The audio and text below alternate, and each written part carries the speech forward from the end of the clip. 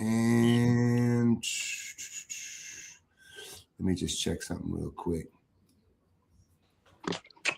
Let me see if that works. Nope, that's not what it do. Let me go over here to my YouTube. All right, just bear with us for a moment while we get everything yanking. Go ahead and get this here. Switch up to the correct profile. Smack TV.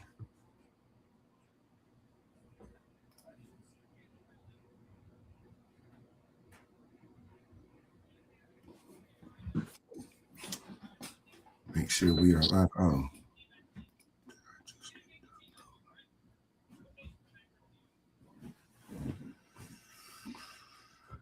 All right, let's see here. Share the referral link. Who played the piano? Yeah. All in your background. That's just my analytical skills, man. I'm catfishing, dog. That's not really there. That's not really there. That's not really there. I'm always aware of surroundings, man. I don't know. Just can't rub me the wrong way.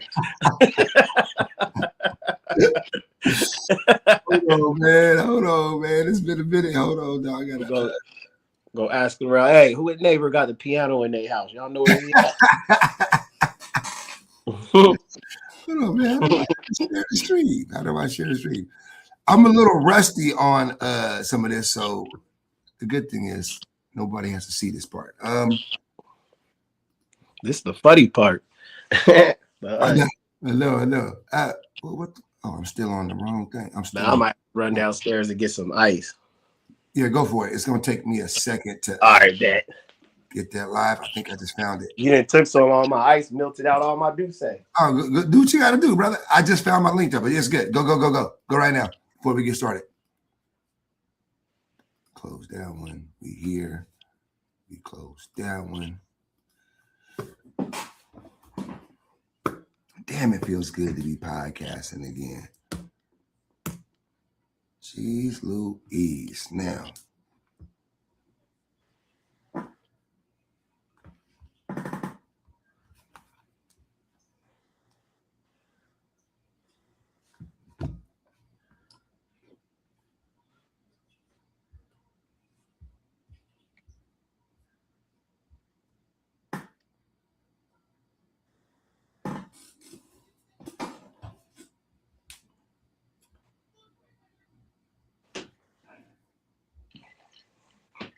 Man, that was fast. Yeah, I'm back. That was fast. View channel. So the link is in the thing, bro. All right, how I do this? Where I go? In the chat. You see that chat right there? Okay, there we go. Yeah, so do that. And now I'm gonna. How do I select it? It's in the chat, so you can probably just click on that and then copy and paste it. Can you just send it to me? Text it to me? Yeah. I can't do it from here. All right. Let me do this real quick. Bada boom, bada boom. Yeah, Sersky. Oh, there we go. Sersky. I got you there. And then Instagram. Yo, man.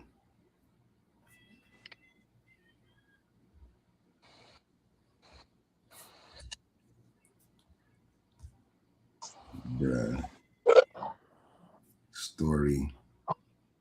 Create. Can I just do a link?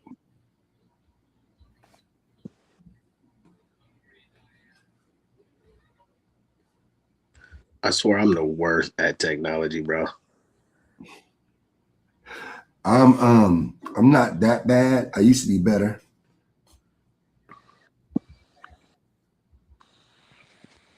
All right, let's see if it works. I think I got it.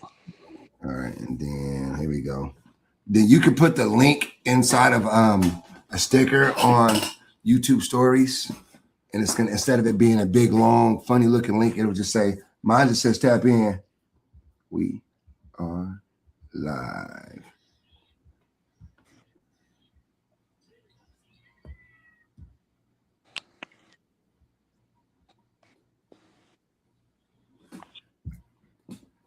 Somebody already hit me up. It's like, hey man, when y'all going live? Let me send that shit to Julian right now.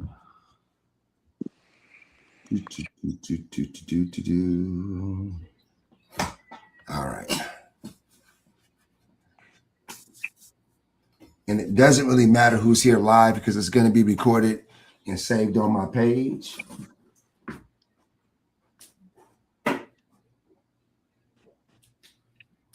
Have to go downstairs and shoot in the 200 makes. Go. Instead of rain right, go. Go. See, this is the problem with you. You have to do some shit. All right, I just shared it. Uh-oh. I just shared it. You don't see. I just shared it. So if people jump in and they start chatting, we can answer questions live. But if not, we'll just go ahead and just go and let that shit go. And for right now, what I'm going to do is I'm just going to share my screen. And it's not even going to really be relevant to what we're doing. It's just going to be running in the background. These are supposed to be the top 2 8th graders in the country right here going at each other. So we'll let that go. That'll kind of be like the background noise. And yeah, so all right, man. So first of all, let's go ahead and get this shit cracking, man. I already broke the rule number 1 of the profanity. Let's get things cracking over here. You got your boy BONZ, the Smack God. I am joined by the greatest trainer in Sacramento. But you know what? I don't want to insult you. I don't want to insult you because I heard somebody saying to you one time that you were one of the best trainers in Sacramento, and you was like, nah, I'm one of the best trainers in the state. So I don't want to undersell your credentials. So right. Yeah, you know what I'm saying? So one of the greatest trainers in the state of California. Really the first guy that I seen that was really having success when trainers wasn't really a thing. Now it seems like there's a whole lot of trainers. Before trainers was a thing, you was already doing it. You were really, really, really ahead of the game, kind of a visionary in the space of basketball. Way ahead of the game. Yeah, and I didn't even realize a lot of the people that are out there now doing the thing started with you. Yeah. A lot of people don't. A lot of people don't know. Let me name the ones. What's that? Let me name the ones that I know. Okay. That were with you, started with you, or parlayed with you at some point in time. Jackie Water Life. Yep. Nate Garth. Yep. Ryan Sipkins. No, I trained Ryan during the workout, but when Ryan was getting started, me and him had to sit down at sports court. I remember he had his laptop on his legs, and he was asking me like, what format do I use to like book trainings and what's my setup? And I literally gave him like the whole game. Like at that time, Front Desk was like the only app that was out for booking trainings and setting up appointments because everything was new. Apps were new, everything was new. So I remember just giving him kind of a blueprint on how I set up my stuff. But Ryan and I never worked together. What year was this? How far back? 2017 was when I was at sports court, and that's when I had to sit down with Ryan. So that was 2017. I'm sorry. Let me clarify. When did you start training? What year was it when you started training? 2012, baby. May of 2012. 2012. So about 13 years ago. Yep. So at this time, my son wasn't even born yet. My son is 2 years from existing. It wasn't even a twinkle in my eye at that point. Yeah. My wife was pregnant with my son. Oh, no. 2014 was when. What? No, yeah, you're right. You're right. She wasn't yet. Yeah, you're right. You're right. My son's only 12. That I just got mixed up with the stories because I started so many businesses during that process. But yeah, 2012, man. Neither of my sons was even thought of. Damn. Okay. All right. So we said Jackie Wada, Nate Garth. What about what's his name? Seals. That's my guy, man. My day one. Yeah. He started his first training with me, with my gym. But he's always been good, man. Me and him, we trained together when we worked out together. So I mean, it's always been in his blood. But I used to really like beg him to get in the training industry. When I first started, I got clips when I was in my Black and Green building back in 2013, him working out there. And I used to try to get him to train so much and he just wouldn't do it. So when he finally came on board, I was like, yeah, there's something the community need. Yes, yeah. So I've got to meet dude a little bit. He seems again like a psycho in a good way. You know, Yeah. Oh, he's obsessed with basketball and like working out. It's an obsession. Yeah. All right, let's see. Damn, am I running out of people that quick? All right, so give me some more names. Marcus Kirkland. He started with you. What's his name? Marcus Kirkland. He got his own above others. SAO or SAO, strive above others. Okay, he started. Man. Yeah, when he was done playing, man, he started with me. I put him on. He was trying a lot of other places, and you know, I really helped him out and gave him a platform to where he could, you know, build his little strive above others. I did a DBS camp, man. It was over like 80 something kids there, and all this is on my YouTube. And I put his little strive above others on the back of my DBS shirts because I wanted to push his brand too, man. That was one of my problems too. I was always trying to help everybody out, and it, you know, you'll hear my story where it bites me in the butt in the end. It seems to be. Check it out. It seems to be the more you try to help somebody, the less it works out. Oh, bro, listen, 90%, not even 90. It even comes with me training with discounts and everything and helping people out. The more I help people, the worse it gets. But I've had a businessman tell me one time, man, and he was like, anytime somebody wants something from you, they devalue your worth. Because if they really, really believed in what you did, they'd see the value and they would understand that they don't want a discount, they don't want handouts, they don't want favors.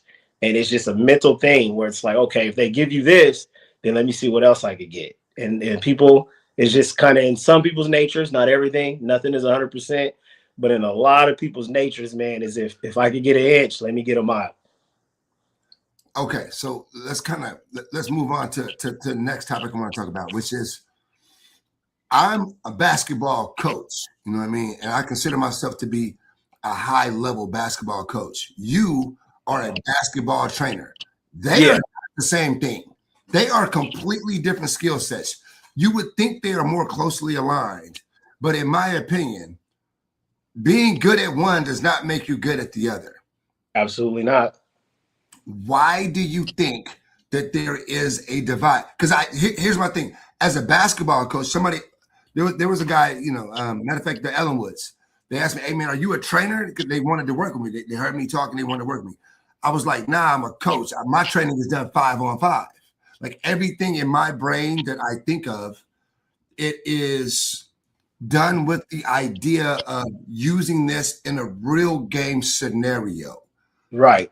So busting out cones and memorization of dribbles and dribble combination stuff, to me, isn't where my brain goes. My brain goes into schematically, how do I maximize success opportunities in a 5-on-5 scenario? Right. If that makes sense, right? It does. As a trainer, you maximize one player's ultimate skill level, get this player to top out. So why do you think that there's this gap between trainers and coaches? One, communication. That's bottom line. That's the gap. I mean, at the end of the day, we all have an ultimate goal, and the ultimate goal should be your athlete. And if not, then that's a problem on its own. But when we all agree that the ultimate goal is the success of the athletes, then it becomes communication. Now, I'm going to get to your question, but I feel some coaches are in it for their program. Like a school, they're trying to keep their job. Like they get kids 4 years and then they're out.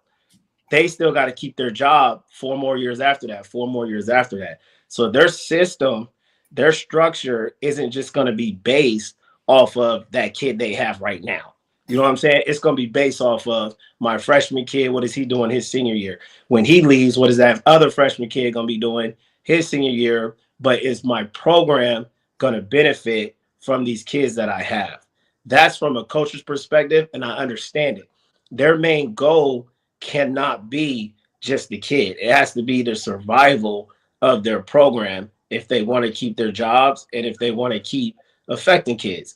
Now, you can get good coaches that know how to do both. Like you have some coaches out here where they know how to market their kids, they know how to develop their kids, they bring in people to help their kids, and their kids get off and their program succeed. Those are the coaches that I like. Those are coaches that I kind of be in touch with and all that. But then you got these other coaches who don't even reach out to trainers. They don't even ask for the help, and their programs aren't winning. And I just be like, well, that's a communication thing.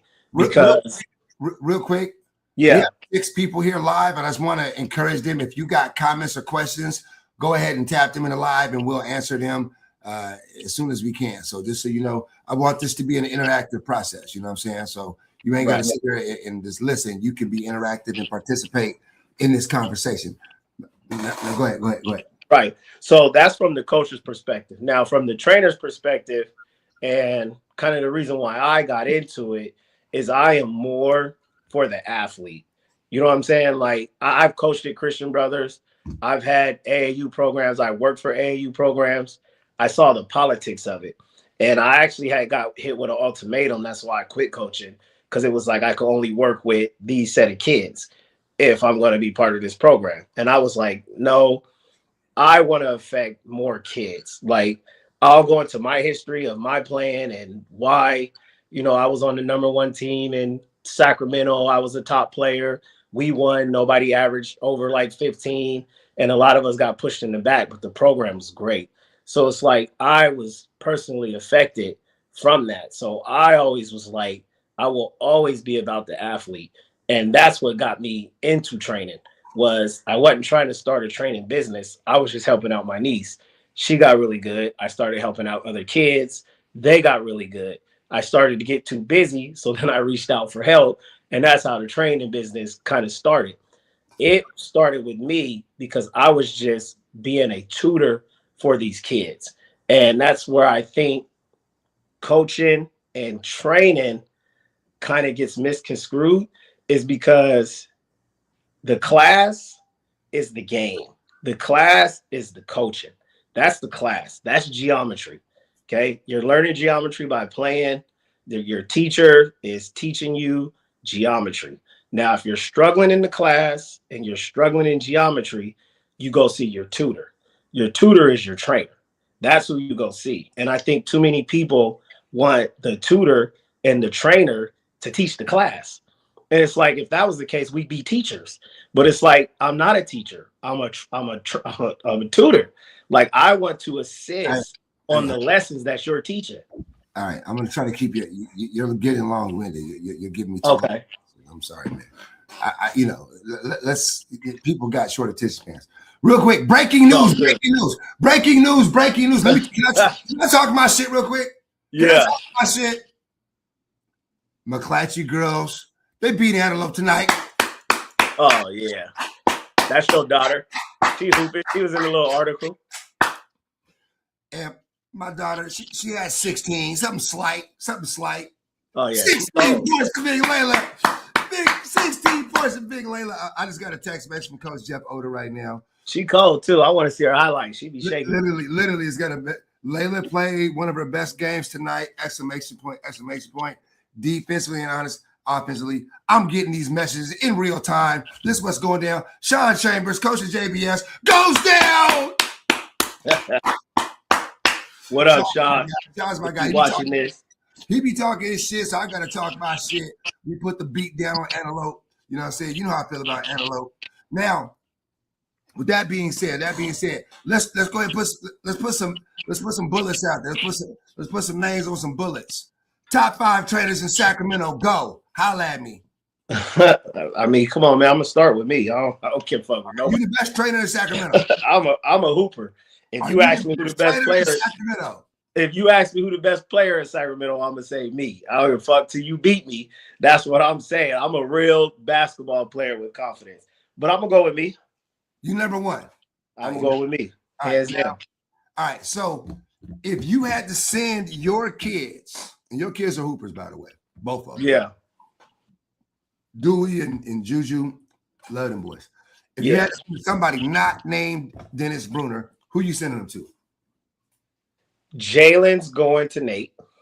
Jalen's going to Nate. Jalen's going to Nate. I'm going to tell you why. Jalen is a true point guard. Jalen is a shifty player.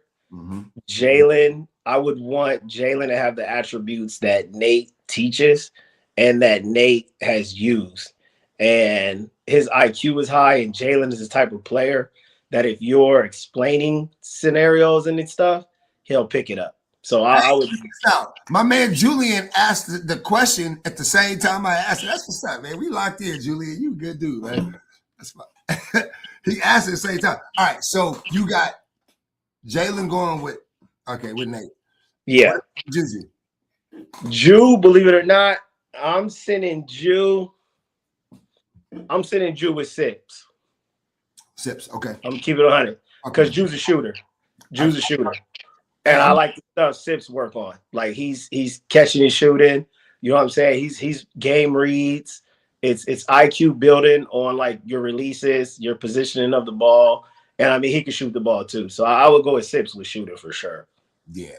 Okay. So, yeah. So we've got our top three.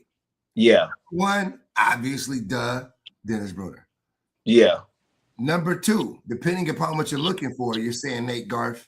And number three, we're saying Sips, Ryan. Yeah. Yeah. Okay. All right. And that's because my kids are young, so I'm thinking of a development stage. Okay. For development, I like them too. Okay. Now, Jalen, because he's pretty developed, if he wasn't so young, I mean, he's only 9, but if he wasn't so young and he got to the point to where it's like, okay, hoop is starting to matter, I'm sending him to Bernard because I want those work habits and ethics and teachings that he teaches the kids. You know what I'm saying? Like he's big on every rep, 110%, do it with a purpose. Like, and I think when they get to a certain level, when they understand that, he's the man to go to. Okay, cool. Now, who's Dre? Julian, who is Dre? You said Dre. I don't know who that is. Oh, Dre's an OG in the game. I'm not going to sleep on Dre. Dre's good. Dre's good too. I would have to put him, because of what he's done and what he's accomplished, I'm going to put him up there. But I've never had any dealings with Dre ever in like my 13 years. So it's hard for me to speak on somebody I don't know like that. Okay. So, but from what I've heard and what I've saw, he's a great trainer also. My nigga said Dre. Apparently, yeah. Dre is him. Dre is him. Yeah. All right. So you mentioned Bernard. Now, before we leave this topic, I want to give my take on trainers. Mm-hmm. Here's my take on trainers. I think trainers are like barbers. You're a trainer, right?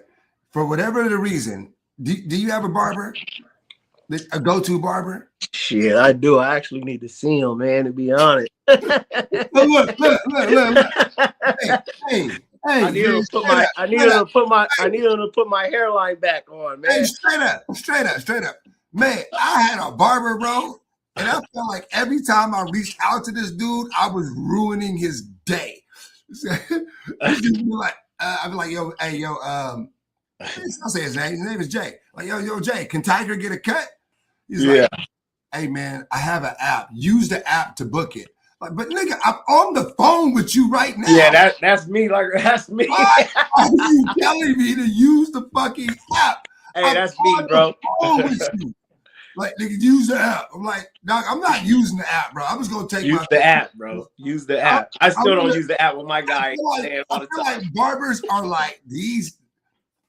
for lack of a better term, I feel like barbers be acting like they bad bitches. Like, oh, nigga, I know you. They know they good. Like, hey, do you want your hair cut or not? Like, you trying to go out or not? You trying to look good or not? And they know it, and they're good at it, and they got this little swagger to them where like they know it. And I feel like trainers are the same way. You trainers are valuable. You deliver a service, right?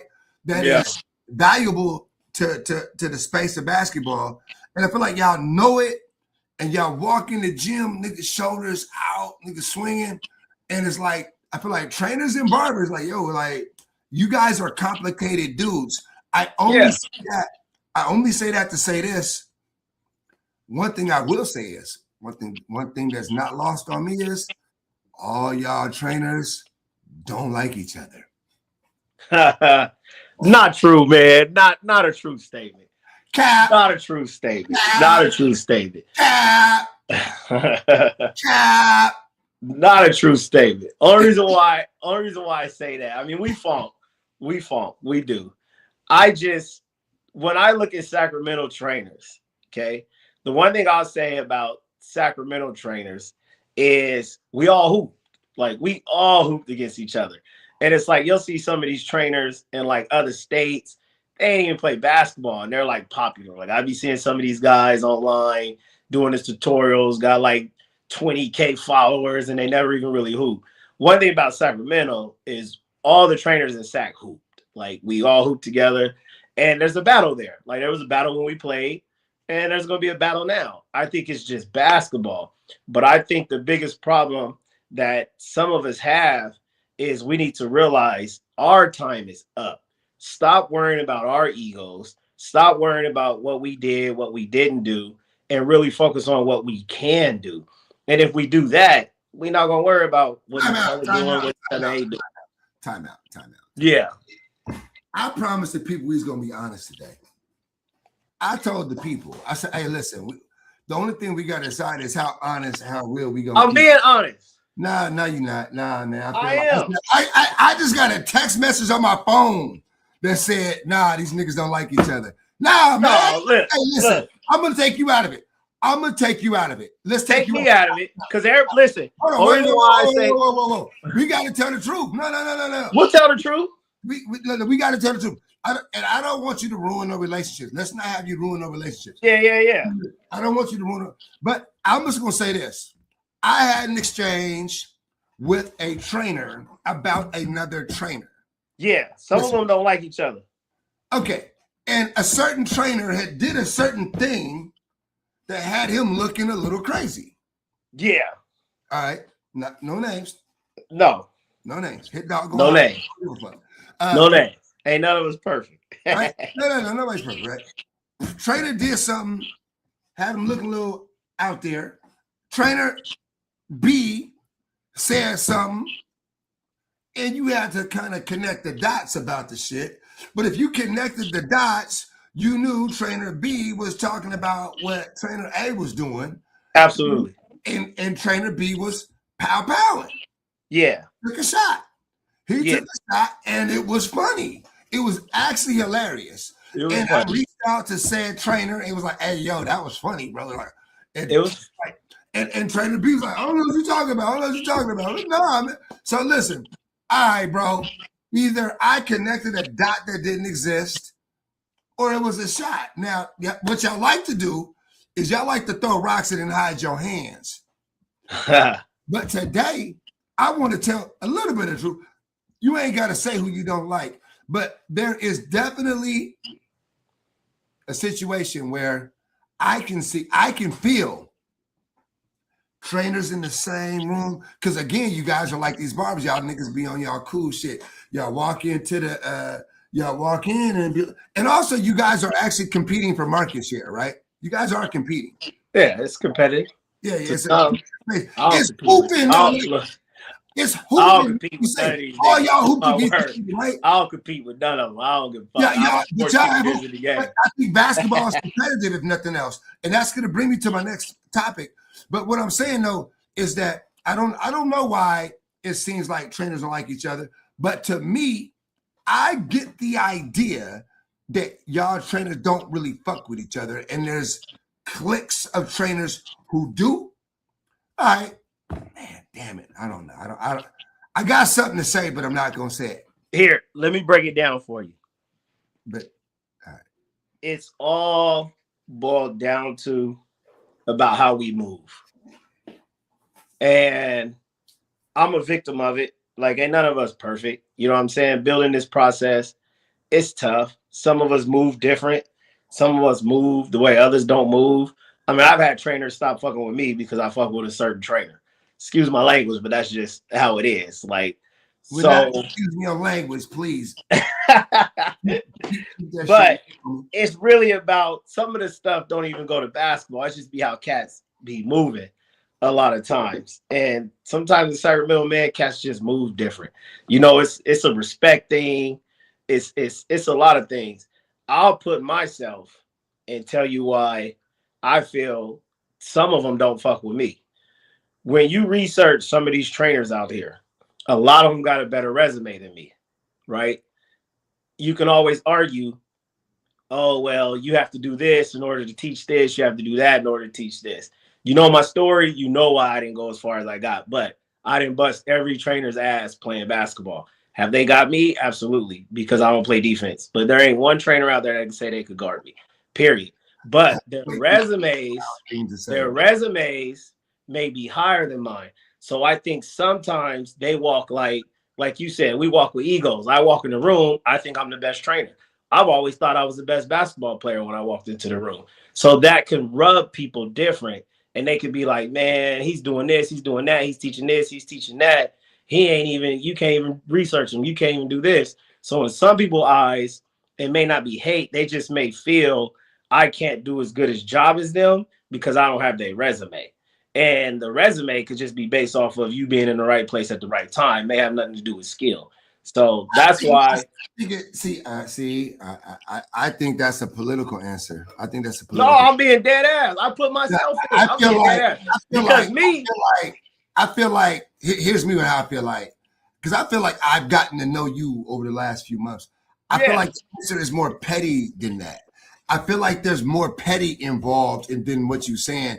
You acting like, oh man, you know, everybody got a different style. No, fuck all that. That's ESPN. I mean, what you want me to say? Some of them want my wife or something?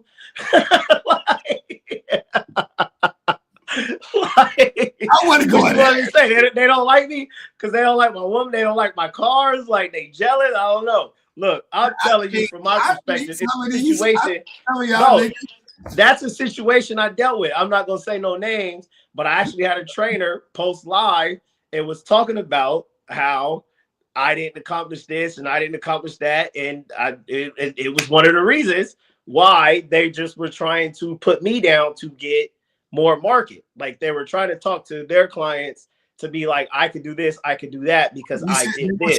You said they wanted your wife? No, man. You said that? Hold on. Now see that? Now we get to the shit. Now we get to the shit. There's more to it. I don't believe that it's just basketball reasons, because I can bring up a certain trainer's name around a certain trainer.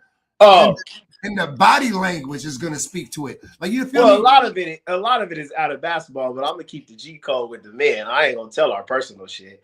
But a lot of it could be outside basketball. But we ain't gonna do that. Well, I'm just to me, I feel like the trainers in the city don't fuck with each other. It's for whatever they don't. They don't, man. It's like there's like you ever put magnets, right? If you get two magnets together and they're the opposite pole, they're gonna push each other away. And I feel like that's how the trainers are right here, right? Now, now let me talk to you as a coach, right? I think that trainers raise the level of basketball in a given region, in a given city. So I feel like the area right now, Sacramento, I think Sacramento is the hotbed of basketball right now. Absolutely. We got the best. I don't give a fuck what nobody say. Per capita, per capita, I take Sacramento over any other area in the nation. Yeah. Per capita. Now, our trainers are the best. You got 36 million people. I don't know how many millions you got in LA. There's a lot of millions in LA, right? But when you compare LA and Sacramento, like we got per capita more hoopers, better hoopers Yeah, than LA does. absolutely. I mean, our players are starting to get ranked. Like, we got ranked players. We got two people in the NBA. Like, okay, for example, Jalen Wells. Yeah. Jalen Wells, right? Jared McCain. Jared McCain. The top 2 rookies in the NBA last year were from Sacramento. And think about the upcoming future of the kids we got that's getting ranked right now. I mean, JoJo, number one. We building them. We gotta slow walk the dog here. Oh, my bad. Question that. But so you look at this, the trainers are doing, you guys are doing your job. You're raising the level of play here in the city. One thing that I think is holding the city back is that the trainers aren't going to enough of the high school games. There's a big separation between AAU basketball and high school basketball. And I always say this, like, yo, AAU is where you're really going to get your offers from, and you're going to play a certain style, but you're going to be remembered for what you did in high school. That's where you get your clout. I'm going to disagree with you on that one, because I'm going to be honest. I got recruited because of AAU. Like, I'm telling you, though, just off my personal experience, my team, when I played for Laguna, you could walk into the gym. We got a banner up there. Like I told you, we were one of the best teams in Sacramento. You don't know about none of us. You don't know about Marcel Cummins. You don't know about Jamani Cowan, Dennis Bruner, Richard Haleen. And because we were 30-3 and none of us killed. You know what I'm saying? We all just averaged. So look, during AAU, I played for Lester Diaz. Shouts out to Sac Renegades. I didn't kill there in high school. I killed there in AAU. And I had Davis and everybody looking at me. I was getting phone calls and everything. I was getting recruited because of, I was getting recruited because of my AAU. You know why my offers fell? Because my fucking high school coach said I wasn't coachable when he was a terrible coach. He messed up all of us. So that's why it's coaching. What are you disagreeing with me on? That high school basketball is more important than AAU. I'm going to absolutely disagree with that. When it goes to playing on the next level. No, I didn't say that. I said that AAU is where you get your offers. I said high school basketball is where you make your legend, you make your name, like you become more. It has more weight to it. Think about this. I just wanted to argue with you. You go to a high school basketball game. You have a student body. You have a band. You have cheerleaders, right? Yeah. You have announcers. You have the SAC-B. If you go to AAU, they're not announcing the starting 5 unless you go to the CCBA announcements. Shout out. If you go to a regular AAU game, it's like, hey, I feel like you go to an AAU tournament and it's like you're getting pimped the whole way. Sometimes they charge you for parking. They're going to charge you $25 for one of these little bracelets right here, right? Yeah. They not even go. Look, there's the SAC-B not going to be there. No. There's nothing going on, right? It's you get in, you get out, unless you're there on one of those tournament weekends where it's a viewing period, right? Right. I feel like you make your name and you make your legend really grows in high school, but your offers come from AAU. So what I'm saying is that I feel like trainers aren't involved in high school basketball nearly enough. Like, I don't feel like trainers are preparing their kids to be successful in high school. I wouldn't put an S on that. Maybe some trainers are. I know all my kids have pretty good success rates for high school. I mean, if you check my resume, a lot of my kids that shouldn't have went places went places. So me personally, none of my kids sent the bitch. They all kind of play up, and I'm talking about in 13 years. I have taken kids that should never have played to playing to starting to producing. And if they didn't have a trainer, they never would have made it. But I don't know that what I said came across the right way. I'm trying to understand it. I don't want to shit on what trainers do. I just feel like, I feel like trainers raise the overall level of play, right? But okay, let's get into the next topic. There was that post where what did the guy say that trainers aren't teaching help side defense. What was that? What was that? Yeah, one teacher help side defense and angles and how to move and shit. I've even people had me talking about helping kid with passing while I don't work on passing and training. What was said there? What did he say? What did he say? Man, I just told him straight up. I said, look, I said, when I'm training with a kid, man, like I don't have other players. I don't have like defense is based off of what the other 9 people are doing on the court. Like my position on defense is based off of what the other 9 people are doing where the ball is located. In my help side, in my 3 passes away. What angle do I take? Where's the ball? How's it being rotated? Is the screen coming? Do I fight through it? You don't play those scenarios in training. Yeah, the post. What did the post say? I told you what the post said. The post was like, trainers, why don't you guys teach defense and all that stuff? I gotta say this. I'm not paying somebody $50 an hour to teach my kid how to play defense. You feel me? You feel me? You feel me? So look, hold on. It's funny you said that. It's funny you said that. So look, when you pay a trainer, you're looking at it like it's an investment, right? Maybe it's an investment towards their college. Maybe it's an investment to build their personality. Maybe it's an investment to help them build friends. I've had a ton of different reasons why kids train. Some of them is just because they want to be able to play with their friends at recess, but that's still an investment. We pay for stuff for our kids to have fun. Disneyland, all that stuff is for experiences. So it's an investment.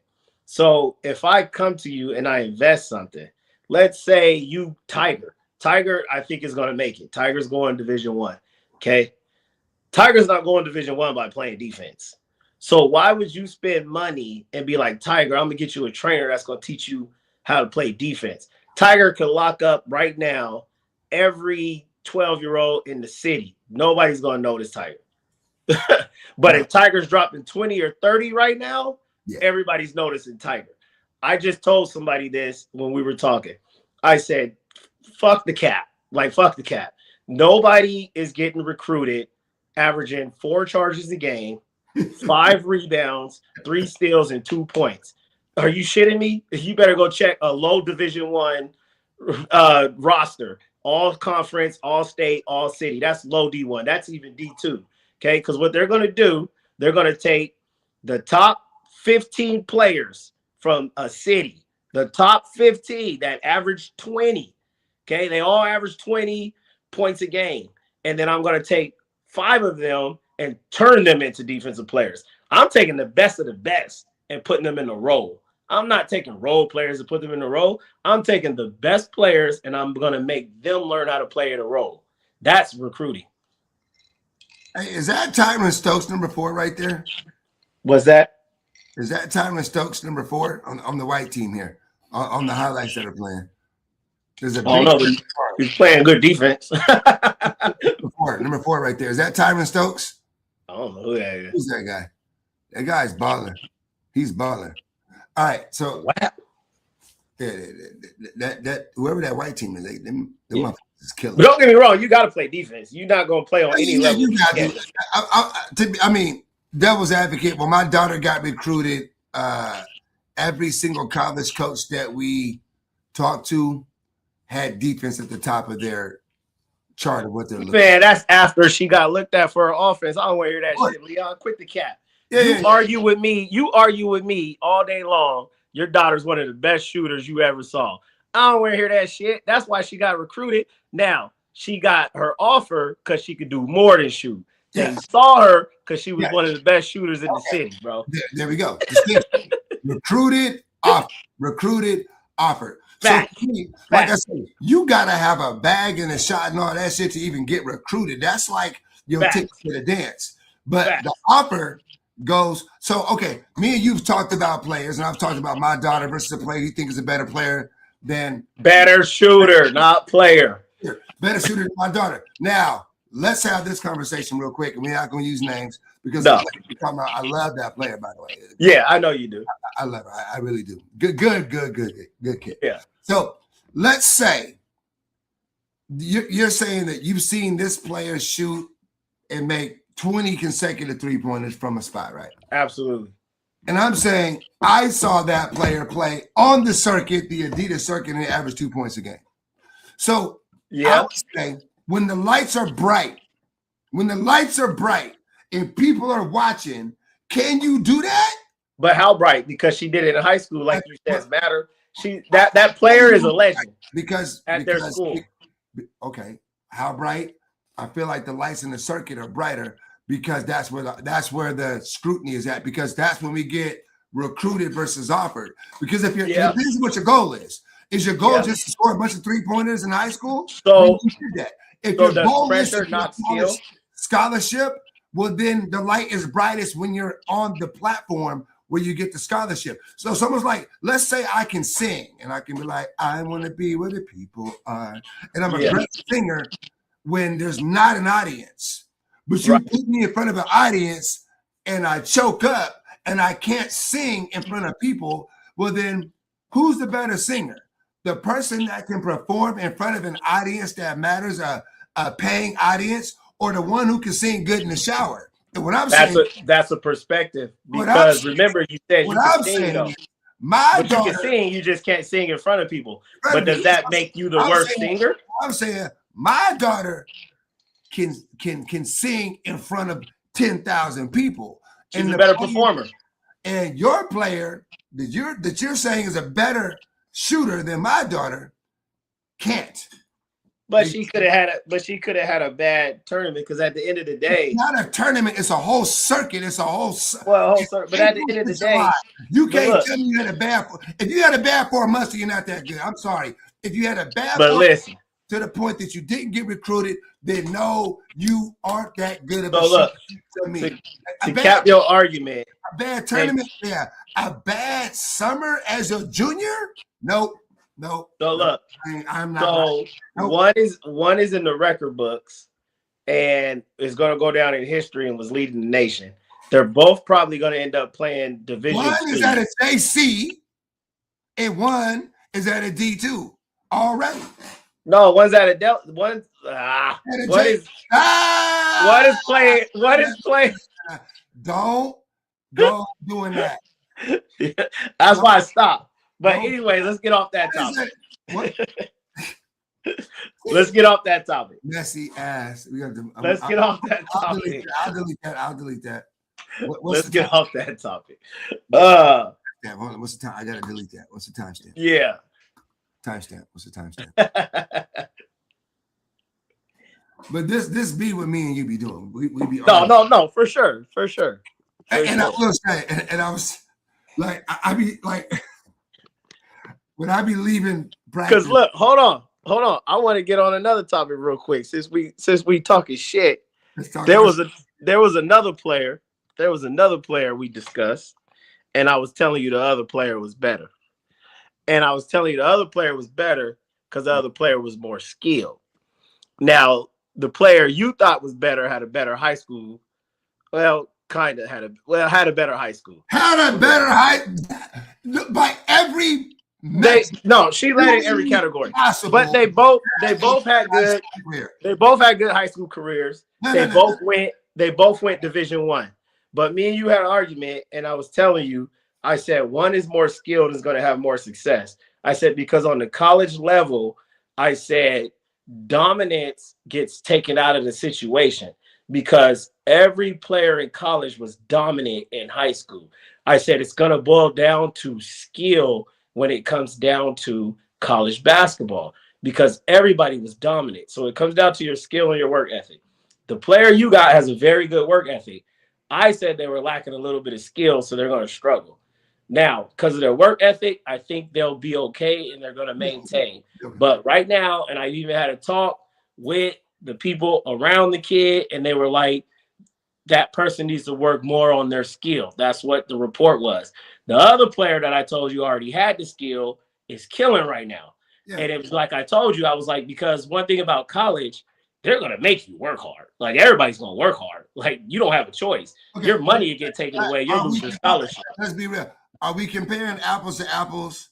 Are they at the same level of college? I've watched them play against teams that are at the same level, and the outcome. Asking you a question: is one of them at University of Michigan and the other one's at Ohio State, or is one of them at, let's say, the University of? I mean, today's era. The other one's at Wichita State. So I'm asking you: are they at the same level? Because no, they're not. No, they're not. But at the same time, I hear you. At the same time, Damian Lillard went to Weber State. You know what I'm saying? So people could have argued he wasn't that good because he was at Weber State. The competition wasn't the same. Skill is skill. I'm not saying it's not good. When it's both D1. Comparing apples to apples is what I'm saying. Man, I'm saying that if you Division I, y'all both eating apples. I feel like one of them is playing at one of the top 25 schools in the nation. And one of them is playing at a 100 top. It's a difference. It's much lower competition. So I would say that if that player was playing at a lower level, they would be having a higher level of success right now. And I would disagree. But that's yet to be seen. Only because I've seen it happen. I've seen players that were super elite in Sacramento, man, go to like Arizona. Killed in high school, went to Arizona, and I'm talking about on the boys' side, then messed around and didn't get playing time in Arizona, transferred to a low one, and then still didn't get playing time. Like the numbers stayed the same. And it's like it's because you worked on the wrong stuff. Well, yeah. Sometimes you're working on the wrong stuff, and your stuff could work for now. Well, okay. We had the conversation, and we didn't disagree. I'm only saying that when we look at these two players, we can't just compare their numbers and success right now. No, you have to. No, absolutely. And you have to take into consideration the level of play. Absolutely. Yeah, absolutely. Absolutely. That's what I'm saying. Yeah, absolutely. Do you need something? Let me see what else I got here. Did you need something? No, I didn't even know you was here. Oh, yeah. I'm live on a podcast. Period. Who was that? My niece. Hey, look. Come do a guest appearance real quick. Hey, can any girl in Sacramento mess with you? Absolutely. Hey, come here. Tell them to the camera. They better know about Monet Brown. Monet Get Down Brown. She the dope. Hey, where's she at? Tell her jump on the pod. Monet, come here real quick. She shut Sack down. But she had a coach, man, that tried to play her. She had to end up going Delta. But she went to Delta, and she was one of them COVID kids, man. You know, them kids got lost. Well, that's the interesting thing right now. We're dealing with, I think, the COVID kids right now because my daughter, Layla, and you've seen my daughter. Listen, in regards to... Leon, here she go. Monet. Where did Monet play at? Monet high right now. Tell her your resume. Monet is not high. A little tipsy, but they can't see you. Hi, Monet. Hi, a little tipsy. We just came from a family party. Oh, you good. He said, where you play at? Where I played at? Talladega College. HBCU in Talladega, Alabama. They won. What'd you guys win? Back-to-back rings. Back-to-back rings, man. They tore shit up. And she was a starting point. She cold then. No, she dummy cold. If she wasn't so small, she only like 5'3", weigh 110. Weigh 110, but she just was too little. 120. I'm sorry. She's 5'3", weigh 120 pounds. Hold on, wait. Let me give you some advice. If you are gonna say yes to something that you don't want everybody to know, go nod your head yes and be like, hey, we heard her and we lied, right? We lied. That was my sister, man. It's Friday night. I'm about to have to be there. Y'all going? Hey, you know me. Hey, look, you're one of the rare people that really got to know me, man. Because after my little incident that happened in 2016, I got real sheltered. And I quit really rocking with people, man. Like I joke with you and Marcus when I talk about you guys brought me out of my bubble, man. Because it's like I stopped fucking with people. I did. I kind of throw off a cold shoulder. People think arrogance. I've learned that people are only in this because they're kids, man. Like if they didn't have kids, they wouldn't know me. So I have to always keep that with a grain of salt. It's like it's really all about their kids. So I stopped really getting personal with people. Now, me and you kind of knew each other for a long time. Yeah. So you got to know like the real Dennis. And we started off getting to know each other with a big ass argument. And that's why I was like, oh yeah, I like this. It's funk. Like all my peoples I got close with, we funk. Like that's real. I like realness. You know me, I keep it 110. Don't shy down from shit. Nah, that shit was dope. Nah, that was the funny thing because we was out in Vegas, right? Just talking our shit, and then I'm a passionate dude, and I'm from Fairfield, California, and we just be talking shit to each other, and it's an aggressive place, but when we talking shit to each other, it don't really be malicious. It's just it can get intense, and niggas gonna say how you feel. So sometimes my intensity can make somebody back down or feel a certain way, or they can take it in a way that I don't. But with me and you, nigga, you be saying shit that piss me off every now and then. You say some shit that'll really I can be petty. You say some shit, like you actually can say some shit that'll make me mad. And I'll be like, I'm just gonna eat that. I'm just gonna eat it. I'm just gonna eat it. I'm gonna eat it. Because the nigga just, the nigga saying this shit. All right, I'm gonna eat that. I'm gonna eat that. but it's cool because I just know you. Like I know I'm gonna get that nigga back. I'm gonna get that nigga. Sometimes, like I say, you say shit to get people's reaction, so you can bring out the real person in them. You know what I'm saying? I've had experience with that with people I've done business with. I do that. Poking at the bear, maybe, but it is just knowing who you're around and just getting out people's true feelings.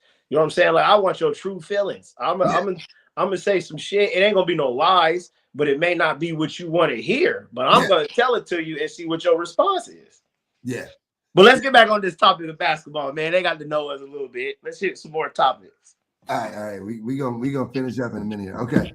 I have my list here. All right, top 5 players under 12 in the city. 12 and under in the city.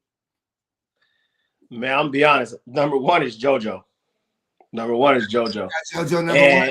His best attribute is his IQ and his awareness of the game. That is his best. I got a 1A and a 1B. I got JoJo as 1A. I've got Harley Hudson as 1B. Harley is up there. Only thing I'm gonna take away from Harley, that's my guy. Okay. Harley needs to seize the moment. And I actually had this talk with Harley when we had practice on Tuesday. And I was like, Harley, you should be known, but you're not seizing your moments because the game is super fun for Harley. Harley loves to play basketball. I think Marcus is doing a good job with JoJo because obviously that's his father. Mark has been through it, of making him understand scenarios and opportunities and how basketball works. Harley just needs to be like, I'm the best and I'm killing every situation. With him, it just comes easy for him. But can't nobody stop him. Can't nobody stop me. But Harley should be 20-20 every game. But he's a good kid. He's a good teammate. And I think that's a downfall sometimes. I'm a believer in, at the end of the day, none of these kids is going to play with you on the next level. So when you're playing and it's time to seize the moment, if you're the best, be the goddamn best. Be the best. Because it's about you. You see what my cup say?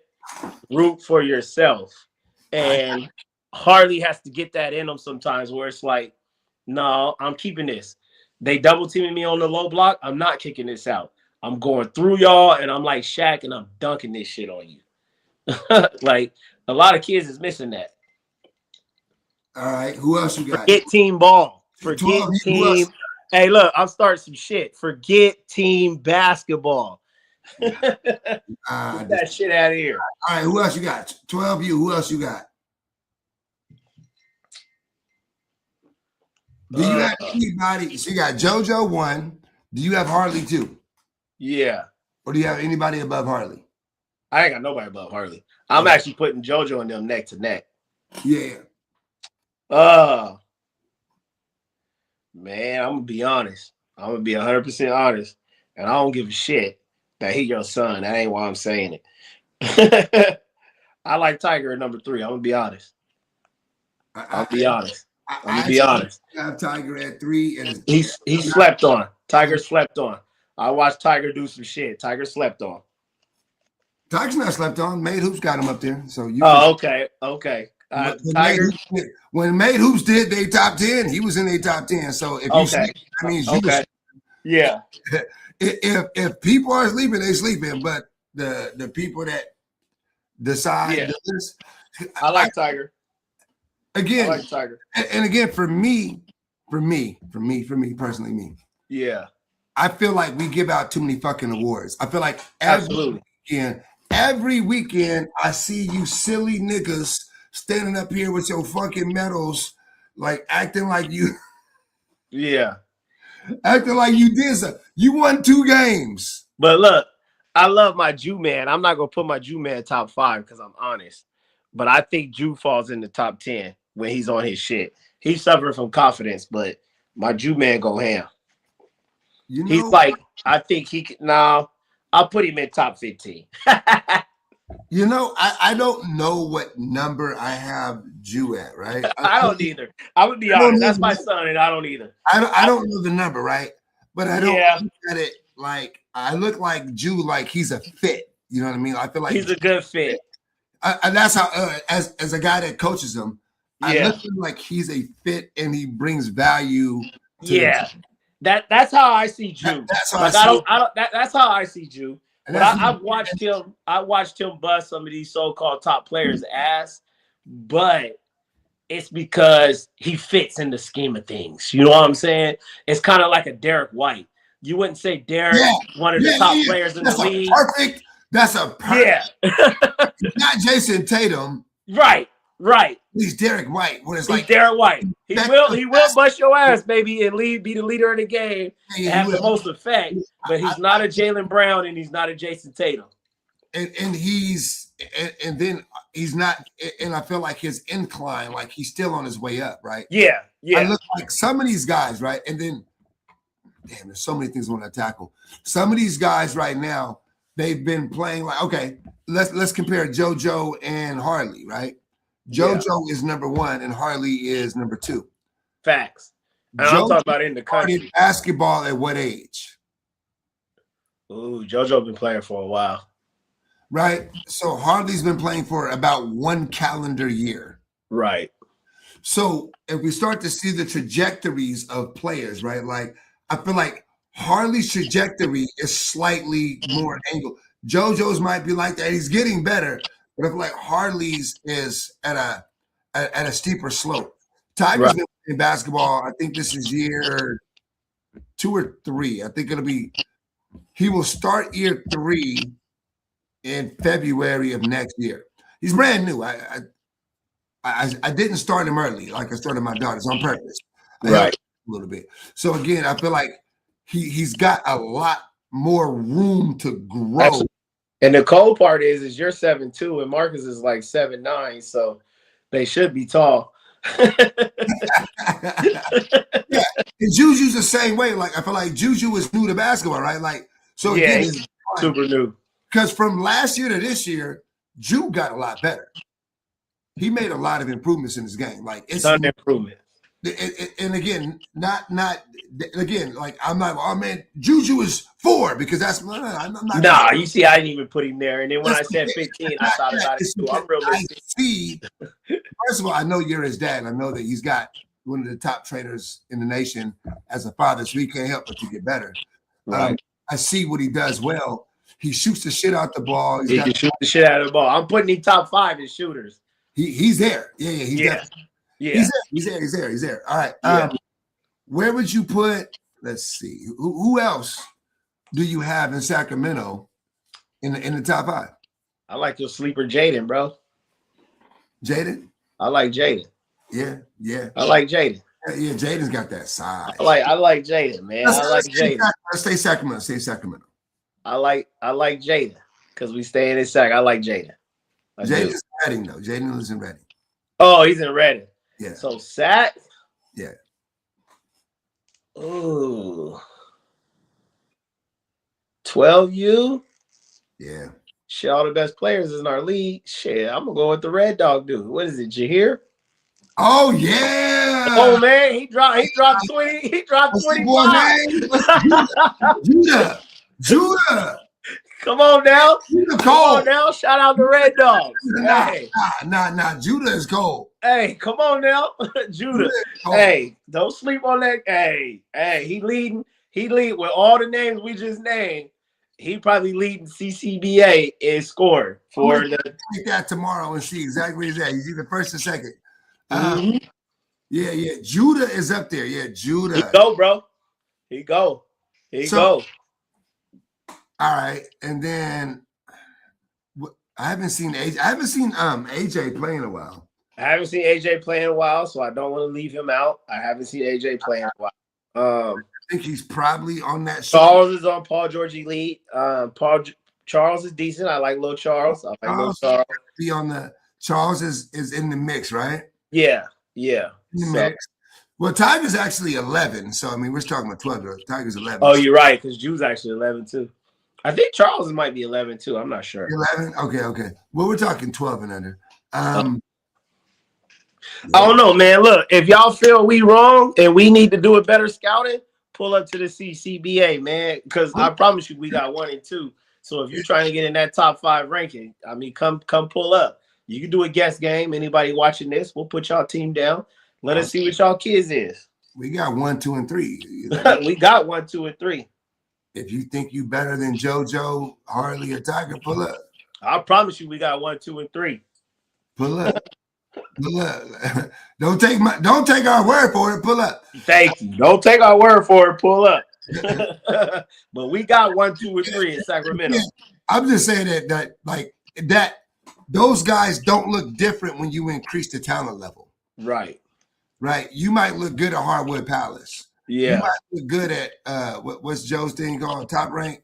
You might look good at a Top Rank tournament, right? Nah, it's real shit we got. But when you get out on the circuit, when you get to made hoops, do you look the same or do you fall off? Right. So let's go. Next topic, because we've been on for an hour. Yeah, a lot of people ain't gonna watch this. We're gonna clip it up. We'll clip it up. No, for sure.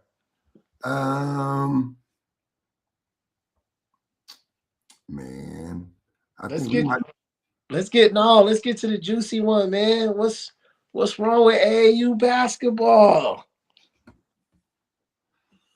What's wrong with AAU basketball, Leon? Tell your perspective first. Well, let's go with the narratives. Yeah. Let's start with the narratives. Because I don't think to me, the biggest problem with AAU basketball is that there's too many fucking teams. And you got too many coaches that don't have a coaching tree, right? So there's teams out there right now, and their coaches never coach higher than CYBL, local basketball, and then they just start their own AAU program.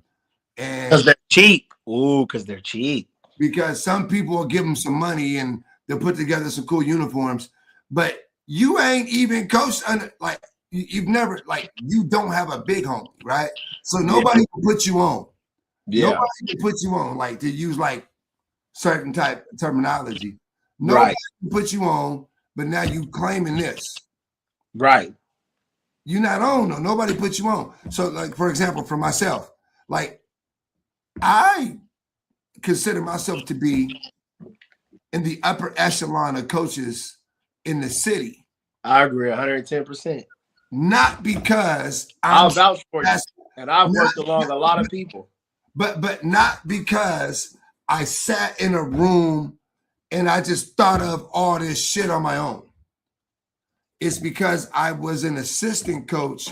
Yeah, you worked with people and you learned from them. Yeah. And you put your spin on it and did what you thought you could improve on.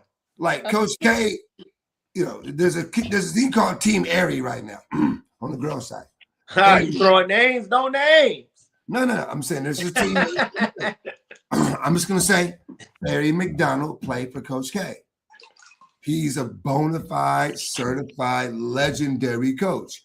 Yeah. I was an assistant under Coach K for 5 years.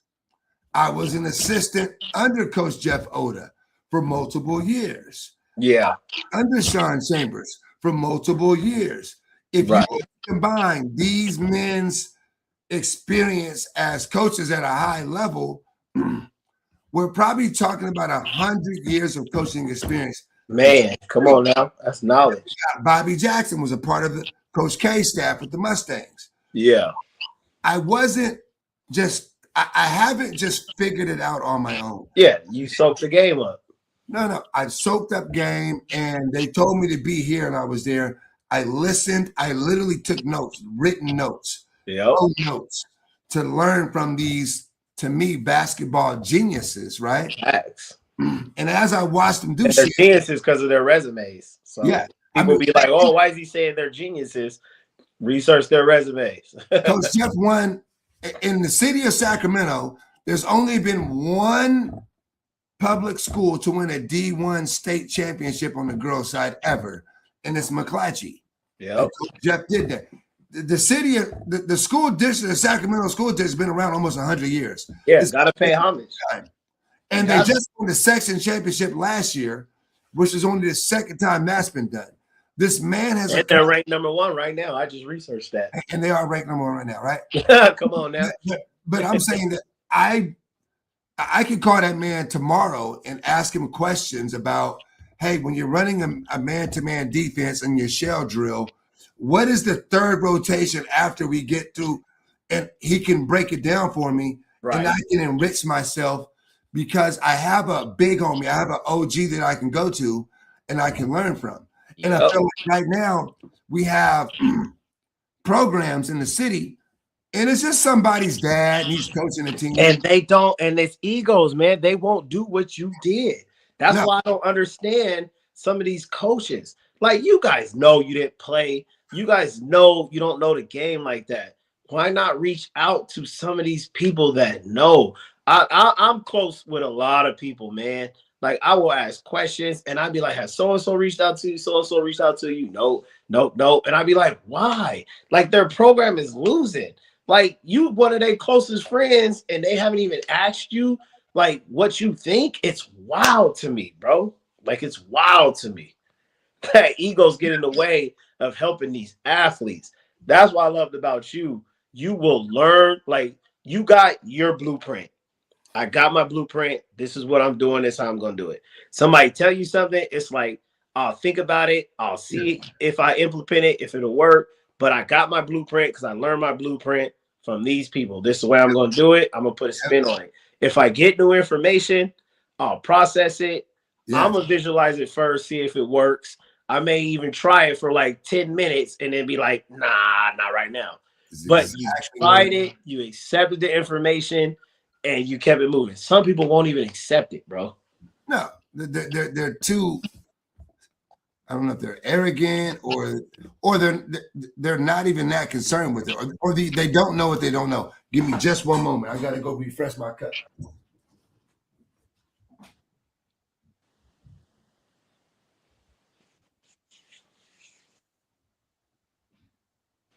He left me sitting here. What's up, yo, man? I do need to go see Steve, man. That's my barber. Steve the Barber, Dream Co.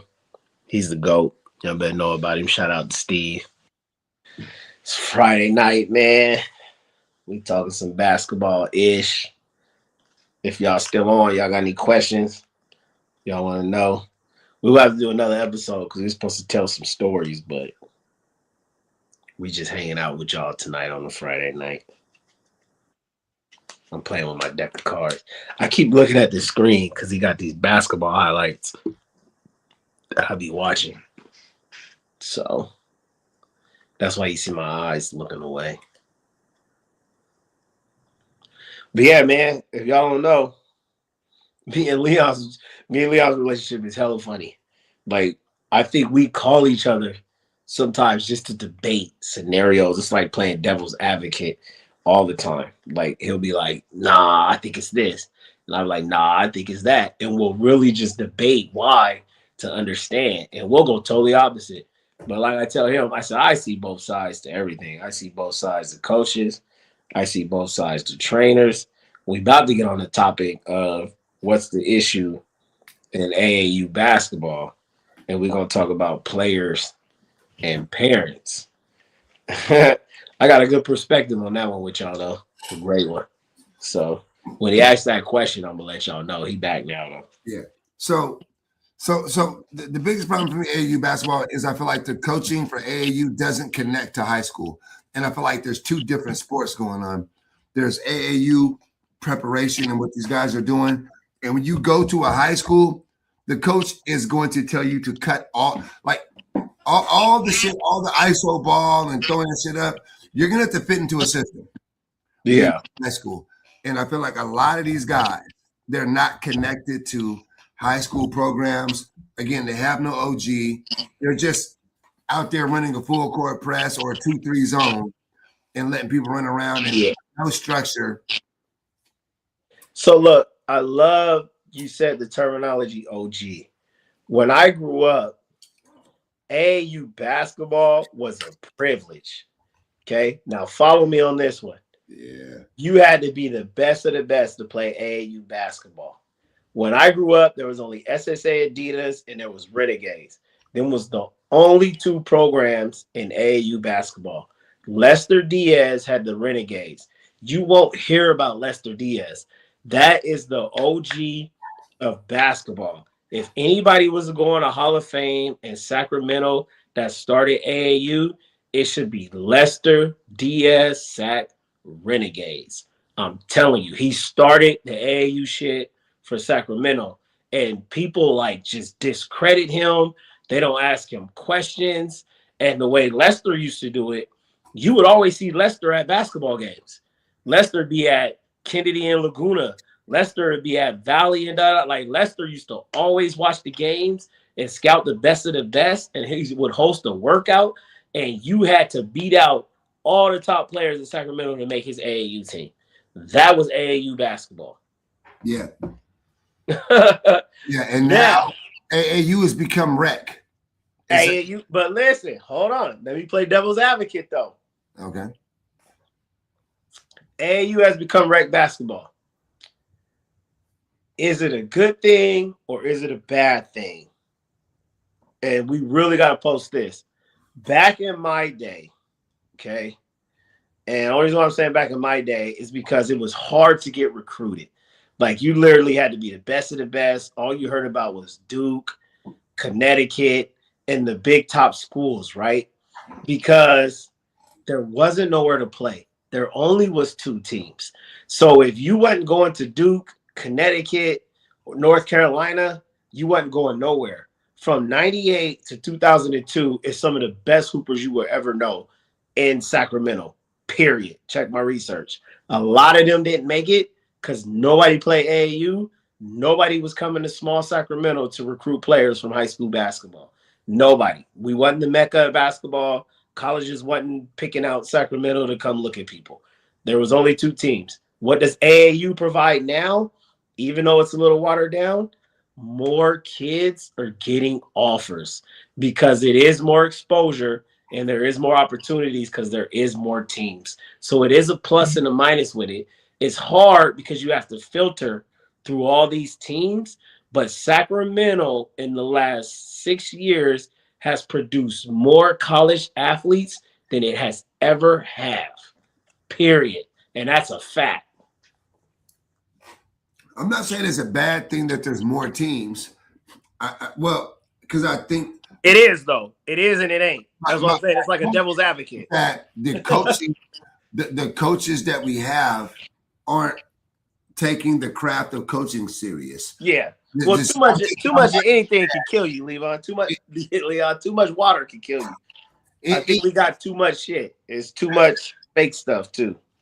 It's just a bunch of dads coaching. Absolutely. They have no pedigree. Yeah. And then don't forget the money side of it. Yeah, you got dads coaching with no pedigree. They're making money. Come on now. And there's players playing. Like I could think of one program right now, and they've got about 3 to 4 players who could make it on my team right now. Yeah, and they ain't playing nowhere. And they're they ain't never less. Right, and paying 8 times what you charge. And they're not going to go anywhere. Like their career is almost over now because they're just underneath. Like they stopped. They stagnated. Like this team was good. Yeah. They stagnated. Like when we play against them, like I know it's a victory. When we play against them, I'm looking at they've got talented players and they don't know what to do with them. Right. And they're but then think at it from this standpoint though, because it does go kind of deep. Maybe that kid just wants to play basketball. He's not trying to play on a competitive level like that. So that ain't the parents' focus. No. Like every kid we see that's good don't necessarily mean they want to play college basketball. I tell everybody, even with my sons, like I care less if my kids play. People think I force my kids to play. You've been around me. This shit is a game. This shit is a game to them. It become a business when it's freshman year and they're like, Daddy, we want to go college. We want to da-da-da-da-da. So until then, the main important thing to me for my kids is them playing with a coach that believes in them, with a coach that is going to help them build habits to become a better man. Don't care about the wins. Don't care about the losses. I care about the lessons, period. I'll pay whatever for my kids to be around that person. No, I think in this case, I think these parents just don't know. Like, I think that parents don't know the difference between a good program and a bad program. They don't. Oh, absolutely. Absolutely, they don't. I'm sure these parents think, like, let me see if I got one. I'm sure I got one laying around here somewhere. Yeah. Where they at? Do I got a medal around here? I don't have a medal around No, here. these parents don't know. Because you know why? Because I was in sales for a long time. And you can sell a dream. And some of these coaches have no talent, no skills, but they know how to sell. And they're selling to these parents. That's why I like CCBA, because you could do your research. We are the reference for basketball. We have the top players. We all have accomplished stuff. If you need to know something about basketball, come to CCBA. You can ask us questions. You can see the talent we have. We are the reference. Like, people need to understand that. Throw your ego out the way. Please believe me, you, and Marcus can answer every question from woman to men to youth to adults about basketball in the process. How good is Marcus? At what? Coaching basketball? As a coach. Oh, he's great. That guy's good, man. He's great. Marcus is good. Marcus is good because, for one, he knows the game. Yeah. For two, he knows how to relate the game. Yeah. He's a great communicator, guy. Oh, he knows how to relate the game. Like again, like I say, I've been underneath Coach K and I've been underneath Coach Jeff. I've learned from Marcus too. I've been copying some of the stuff I've heard him say. Yeah. Like, hey man, like he's got some great ways of articulating his points. Yeah. I steal from everybody. So just know. And if I steal from you, it's the ultimate compliment because I do believe that I'm one of the top coaches out here. So if I steal from you, it's a compliment, right? I agree. And I'm not saying that because I rock with you. I rock with you because I believed in that. You know that. Yeah. We don't be glazing each other. Because you know me, on the shit I don't agree that you do, I tell you. You tell me. I am vouching that you are one of the best basketball minds that I've ever worked with. But do I argue with you on some stuff? Yes. Absolutely. I feel like that's the iron sharpening iron, though, right? Yeah, absolutely. And I want to get on this one because we've had these conversations about hard work versus work and all this. And for me, I'm a believer in just the hard work, man. We're just gonna work. Like that's what we do. Oh man. Like I don't think I'm, they say extraordinary. I say I'm not extraordinary at anything. I can't stand that. We just do the ordinary things extra. You know what I mean? Like we put in the repetitions. Yeah, and I can't stand that. I can't stand that. I know that. I know. Yeah. I hate that. And I know everybody was like, what does he hate? That hard work? Like, don't work hard? No. I hate hard work is undefeated. I hate that phrase. I'm gonna tell you why. If y'all know anything about me, man, I just had a hip replacement surgery. And I had a hip replacement surgery because I wore my body out. Why did I wear my body out? Because I played basketball for 6 hours a day. I lift weights, I sprinted, I did jump ropes, I did calf raises. So I worked my ass off. I shot 1,000 jumpers a day. But guess what? I was 5'10", shooting 1,000 jumpers a day. Nigga, you are not about to be a scorer to where you need to shoot 1,000 jumpers a day to where you're going to put up enough shots like that. You worked on the wrong shit. You worked hard, but you worked on the wrong shit. I should have been working on speed. I should have been working on agility. I should have been working on being more flexible, because at the end of the day, that's why I had my surgery, because I didn't work on the right things. And that's why I tell everybody, quit saying work hard, work hard, work hard. Nah, you got to work hard on what you need. Like, you got to work hard on what develops you. Just like I tell everybody to this day, I don't need to put up 1,000 shots a day. Right now, I'll outshoot everybody. I don't need to do 1,000 shots a day. Somebody that can't shoot may need to do 1,000 shots a day. I just need to go put up 50 shots, but 50 shots the way I used to shoot back in the days all the time. My 50 shots are going to be focused on my format, my process. Your 1,000 shots may just be 1,000 shots and you ain't even focused on your process. I need 50 shots. Get my process. I'm good to go. I'm going to beat you. You know why? Fuck working hard. I work smart. Work smart.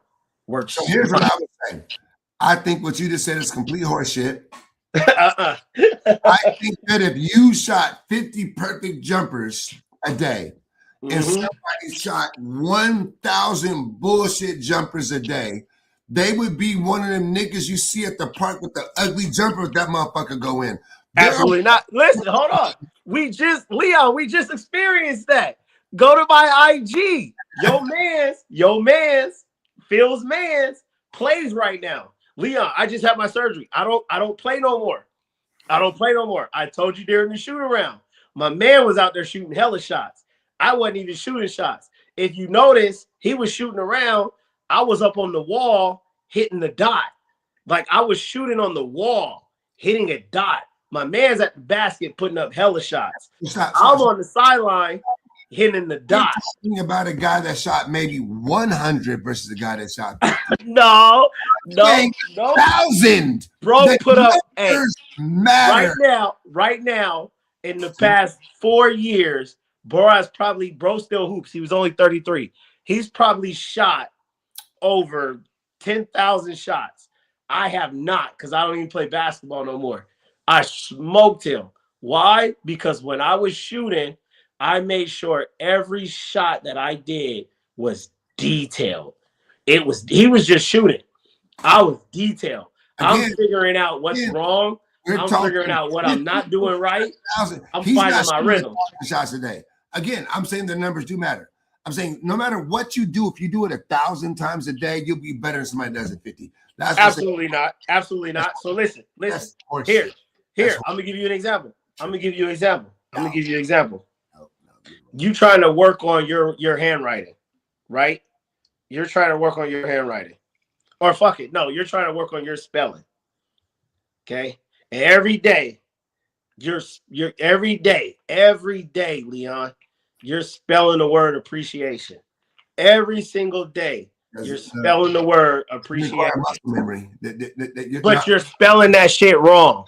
And then the one guy, listen, every day you're working on spelling words and you're spelling them wrong.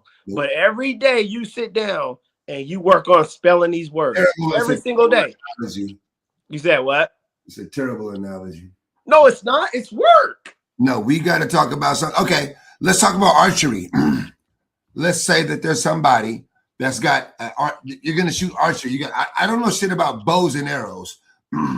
Let's just say there's a guy like, I'm gonna work on this bow and arrow, and I'm only gonna shoot it 50 times a day. But when I do, I'm gonna put all my concentration into those 50. Yeah. Or the guy says, I'm just gonna go out there, I'm gonna work on my muscle memory, I'm gonna shoot 1,000 of them versus 50. You got to be nuts to think the guy. No, because your analogy is wrong. The guy that's shooting 50 is hitting the bullseye every goddamn time. The guy that's shooting 1,000 ain't nowhere near the bullseye. Then you don't believe shooting 1,000. The guy that's hitting the bullseye is going to win. No, you will get close to 1,000 if you do it. You will get close to the bullseye if you do it 1,000. No, because you're just shooting. You're not focused. No, you won't. No, you won't. I didn't watch a ton of people shoot shots, and it's not been corrected, and they can't shoot. I work with NBA guys and college guys that never learned techniques but always shot. And when I showed them a small little technique and them to focus on, they got better at shooting.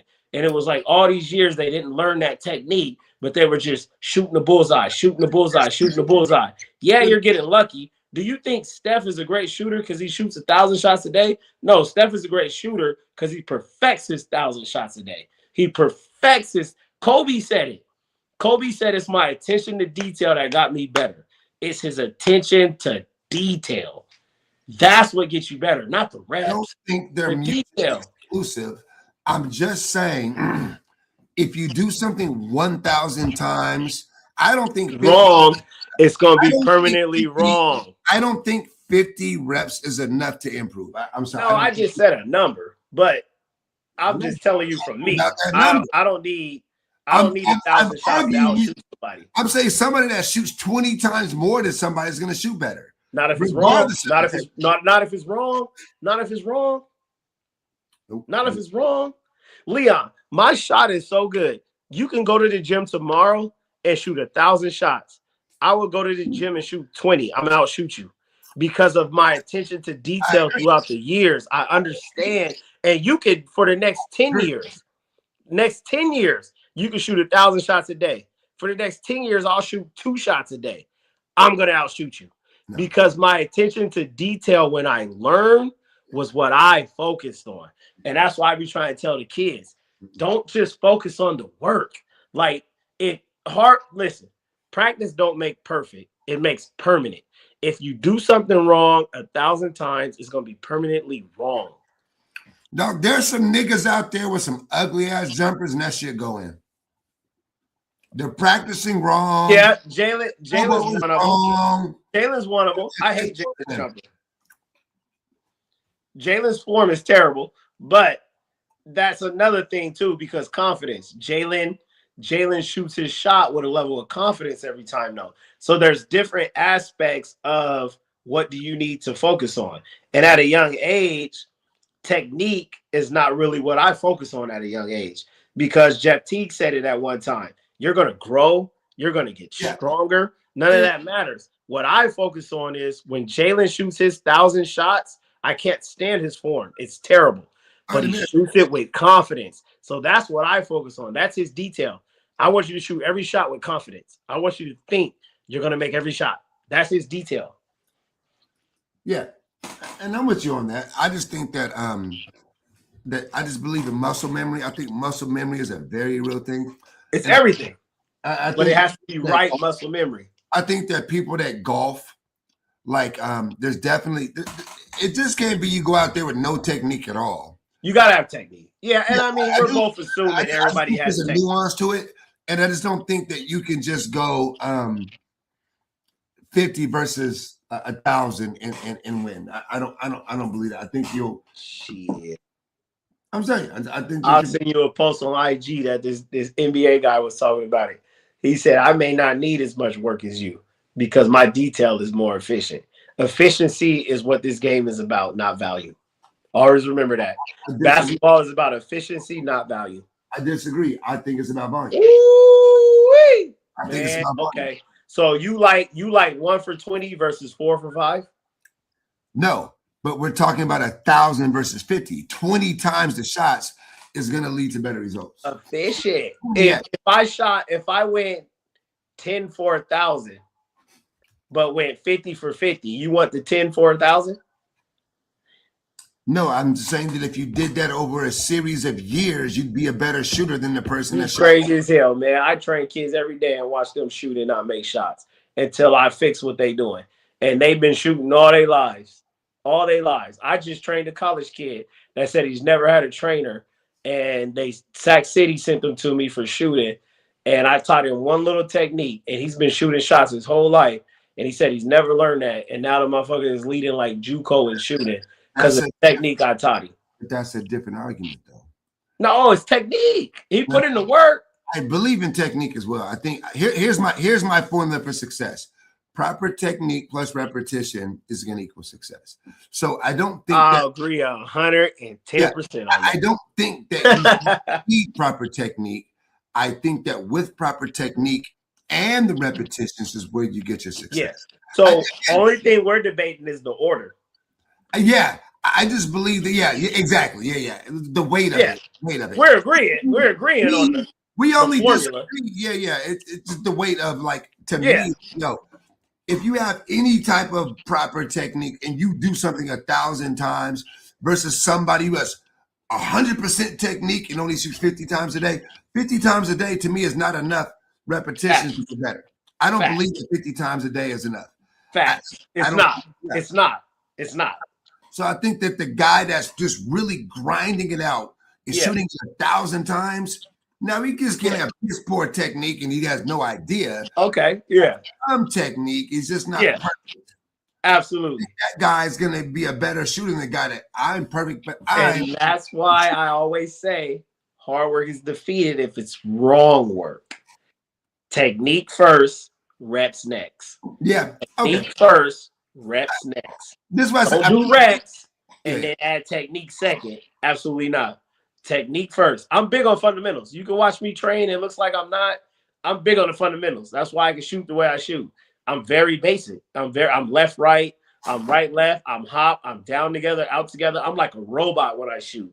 Can I get fancy? Yes. Technique first, rep second. Okay. I agree with you. And I'm not in a position to criticize you in terms of shooting. I'm not. I've seen what you've done with shooters, right? So I'm really not the person to question you in terms of what makes a good shooter. Like, I've seen it, like your work. I mean, literally, you've trained the best shooter I've ever seen in my life. And Isabel straight up. I'm only just saying, like, I don't want the message to get out to people that the hard work isn't that important. Right. And I get that a lot. Technique is more important than the hard work. I just fundamentally disagree with that. The phraseology of it. Even if there's a measure of truth to it, I want people to embrace the hard work. Let's embrace it. Listen, I'm going to agree with you because it is a bad message. Because I've seen a lot of talented people not make it because they didn't work hard. They got all the technique in the world. They got all the skill in the world, but they didn't work hard. So trust me, when I say devil's advocate, you got to have them both. Like, you got to have them. You got to work hard. Like, you got to work. You have to. And again, your track record with shooters is not disputable. It's really not. Like, anybody that tries it. And when people challenge me, you see I step to the challenge. So anybody out here that don't believe it, send a kid to me. Anybody want to outshoot me, pull up to the gym. Y'all know I'm down for it. I will prove myself. I'm old school basketball. Pull up. Dunking, no phase at all. Now that nobody's watching, when you got one person watching, let's talk about the pettiness real quick. This week was nasty. This week was hilarious. This week, oh my God, like, this week was crazy. I laughed so much at what people were doing on social media. Man, so look, niggas is too much about themselves, bro. I'm keeping it 100. They about themselves. Like, I've been having phone calls like a motherfucker, people trying to get Jalen. I didn't have people that did me dirty, reaching out for help. You know what I'm saying? Like, niggas just, when they on that high horse, they running that high horse and they about themselves. And when they realize that you can't ride that horse alone, then they start reaching out for you. And that be the problem with Sacramento. Niggas get a little taste of success and they want to be little cats because they feel, I got a new wave. I got a new way. I'm about to do it like this. And it's like, no, Like, just fuck with people and they gonna help you. Like, but don't belittle motherfuckers that was with you when you were down. You know what I'm saying? Like, you got, like you said, Sacramento's getting a lot of success right now. Yeah. And with all these teams, they've been touched by a lot of us. A lot of us have had influence on all these players. A lot of us. And it's like a lot of us had influence on all these trainers. Like, there's kids that are already been good, and you guys send them to us to fine tune stuff. Yeah. We post it, makes it look like we did good shit with them. I'll keep it 100. Tiger been good. Tiger been good. But I'll work with Tiger on little stuff. But am I getting Tiger better? No, Tiger's going to be good because Tiger loves the game. I don't get Tiger better. I just show Tiger things for him to work on that he never knew. Tiger going to get himself better. You as a father are going to push Tiger to get better.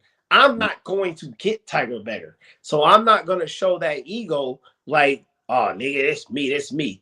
That's where everybody get the game miscrewed because they're doing that. You know what I'm saying? Like, you got these new AAU teams that's killing right now because they combine Sacramento. And it's like, okay, you combine all the Sacramento players, you guys are dominating. Great job. Where'd those players come from? You know what I'm saying? Who helped influence those players? Where are they playing at where they're getting their experience? Why shit on those people? Who were looking out for you? Like, Sacramento's doing good. Great. Show everybody Sacramento's doing good. Bring in Sacramento community that everybody's doing good and let us back you. Don't start downplaying, talking about people not believing in you, people using you. Like, oh, you need this, you need that. Like, when Sacramento do good in other places, let's all back that shit. That's the problem with Sac. Everybody want an ego and they want the acclamations of, I did this. That's the problem. When Sacramento do good, people want to say, I did this. That's where I differ from. Like, I don't never really post a lot of shit that I've done. I don't, because that's not why I did it. But you'll see other people that'll post it and you can tell their message is, I did this. Period. Yeah. So in regards to the shit that was going, I forgot my point. In regards to the shit that was going on earlier this week, right? Yeah. Had an unhappy coach/parent taking shots at a program. Oh yeah. And to me, it feels like, damn, where are the lines here? And are people aware of, does anybody have a long range plan? Where is the respect at? Where are people viewing, where's the value? Like, I value my relationship with you. Right. Same here, bro. Same here. I value my relationship with Marcus. Me and Marcus are we're not close, right? Me and Marcus not close. I just value the relationship where it's at. You know what I mean? Like, hey, I like this dude. This dude is a real basketball dude, right? You know? Yeah. He's a serious guy, right?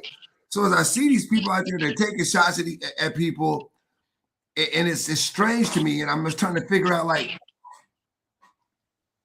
where the game is at right now. When we say, what's wrong with AAU basketball? I just don't know that people are in it for it feels like everybody wants, I guess you want to say it, everybody wants the credit right now. And they want it now. Nobody wants the problem. That's it right there. Everybody want to say, I did it, Leon. Everybody want to say, I did it. Yeah. And the reason why everybody want to say I did it is because of social media. When we played back in the days, if you did something, there was no way for nobody to know that you did it. You did it because you wanted to do it. Now you're doing things because you want the acknowledgement. And that's where the game is all messed up at, man.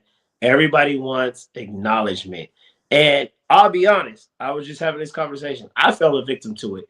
With my trainings, I don't post my real workouts. I post the end result of the flashy stuff because that's what people want to see. You know what I'm saying? So I'm guilty of it. I'm part of the problem. I tell people every day, I hate trainers sometimes. I'm part of the problem, but I'm also helping. But the reason why I'm part of the problem is because I understand where the game is going, and we can't bring the game back. Like, you can't bring Converse back, you know what I'm saying, to the NBA. Jordans and Nike is the new wave. You can't bring it back. Converse circuit, man. Where's the Converse circuit? You know what I'm saying? Like, you can't bring them back. Like, you got air bubbles and shit now. Like, it's new. Like, but am I old school with my trainers a little bit? Yes. But do I add new school? I have to. I have to. I'd be stupid not to. I'd be stupid not to show the 1,000 dribbles and the fancy moves. Why? Because that's the era. Yeah. It's the era. I have to work on it. I have to. But you sat next to me and heard me say I can't stand dribbling. Even though I teach it, I can't stand it. Dribbling, it puts a tickle in my ass when I watch people over dribble. I can't stand it. But you go to my IG, this nigga showing his kids taking 5, 6, 7 combo moves. Well, that's because I believe in their creativity, and I know their friends want to see that when they share it, and that brings me more business. So is it a business thing too? Absolutely.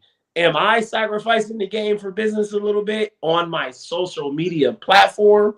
Absolutely. But when you really train me, when you really train with me, I'm really helping you. But on my platforms, it looks like I'm sacrificing the game. Yeah. For social media. And that's not really the case. And it's not the case, but that's what it looks like. And I get it. I'm guilty of it. Yeah. All right. So the business part is what's wrong with basketball. Social media and the business part. It's a big business now. I feel like right now the parents are in their own way. I think things are better when parents would just pay their money and shut the fuck up. Right now, parents are too hands-on. They're trying to customize the basketball experience, and they're trying to take away the uncomfortable. Like they don't want their kids to be uncomfortable. They want their kids to be in a spot where they're getting a bunch of playing time all the time with the coach. Lets them shoot the ball and do whatever they want. It's like, where's the growth in that though? So you're on the team and the coach lets you do everything that you want to do. Then where's the growth? Yeah. You're going to come up against a time where there's a coach that doesn't want that. And now So look, I love that you said that. This is a conversation I had with Nate and Steve today. What is the problem with basketball? Good parenting. Make sure you post this. Leon, the problem with basketball in today's era is good parenting. Right now, fathers are more involved. Parents are more involved. You hear all these NBA players talk about how their parents never came to games. You know what I'm saying? Like, they traveled with the coaches to tournaments. In this era, we provide everything for our kids. Like, parents are better. Like, when I grew up, my mom never came to a game. Like, parents are better. Kids are spoiled because it's better parenting. So, yes, we're investing in our kids. We are spending money on our kids. We want to see our kids succeed because we're great parents. And that's the problem. We want to be involved because we're great parents. When we grew up, parents wasn't involved because they weren't good parents. We drank from water hoses. We was out all day. Shit. Hey, listen. Keep it 100. Keep it 100. Keep it 100. True story. I grew up in Fairfield, California, right? I played every sport back in those days, you know. Yeah. I go to a class, and there's a substitute teacher, 8th grade, right? No, 8th or 9th grade. Might have been 9th grade. And there's a dude named Ed Hopkins. He's a substitute teacher. And he looks at my name and he says, Leon Stansel. I'm like, yeah. He goes, I know your father. Your father's one of the best basketball players I ever coached. Tell him Coach Hopkins says hi. So I get home now. My parents are divorced, so I see my dad like on the weekends and shit, right? So and then like I live with the nigga, but so I call him, hey dad, I met a guy that said he knows you. He said, who? I said, Coach Ed Hopkins. Oh, Coach Hopkins. He goes, yeah. Here, I'm gonna share this screen. Let me see if I can. I'm gonna switch it real quick. All right, and let me see real quick. I'm gonna share screen. Here it goes right here. Check this out. So you know the story ain't bullshit. There he goes. That's the dude. Oh, I believe it. You know, I ain't never thought you bullshit. I know. I just want to show you, like, yo, this is the dude, right? And I'll tell you, I'm from Fairfield. My dad went to Army. So the dude Ed Hopkins, like, yeah, I knew your father, man. Your father was one of the best basketball players I ever coached. And I tell my dad, he goes, oh yeah, man, yeah, Coach Hopkins. Oh man, yeah, Coach, yeah. He goes, yeah, man, I was dunking as a freshman. I was I averaged 18.9 points a game. Whoop, whoop, whoop. Now, ask me how many times my dad took me out to work with me on basketball. You feel me? You feel me? Come on now. What's up, nigga? Why you didn't take me out? Never. That's how we all grew up. You was one of the best hoopers ever at RBO High. That this coach right here, this dude right here, saw my name and was like, hey, yo, I know you. I know your dad. I coached your dad. Your dad was raw. You know, I'm not raw at hoop. I'm okay. Yeah. I'm raw. And you're like, nigga. Come on, man. So like you say, the better players we have, like, yo, my dad was a hooper and didn't really hoop with me like that. Exactly. That's wild as fuck. I hear my dad tell me stories about the shit he did, and I'll be like, nigga, you ain't taught me nothing. None of that shit. Oh, man. You ain't taught me nothing. I hate to hear the stories my dad be trying to tell me. I love my dad to death now, man. Yeah. He wasn't around when I grew up. He lived in Oklahoma. I'd see him maybe every other summer. I get it. It's all good. As a parent, I understand the whole family situation, life. It is what it is. But when you talk about sports, you know, he be telling me his stories about he was this, he was that. I shit you not. I'd be like, nigga, you ain't taught me nothing. The shit that you was old, bro. And see, we different this era. We teach our kids everything. We don't want them to live that life. Well, but it's funny. But it's funny because we lived that life and we didn't have all this information, it forced us to find the information.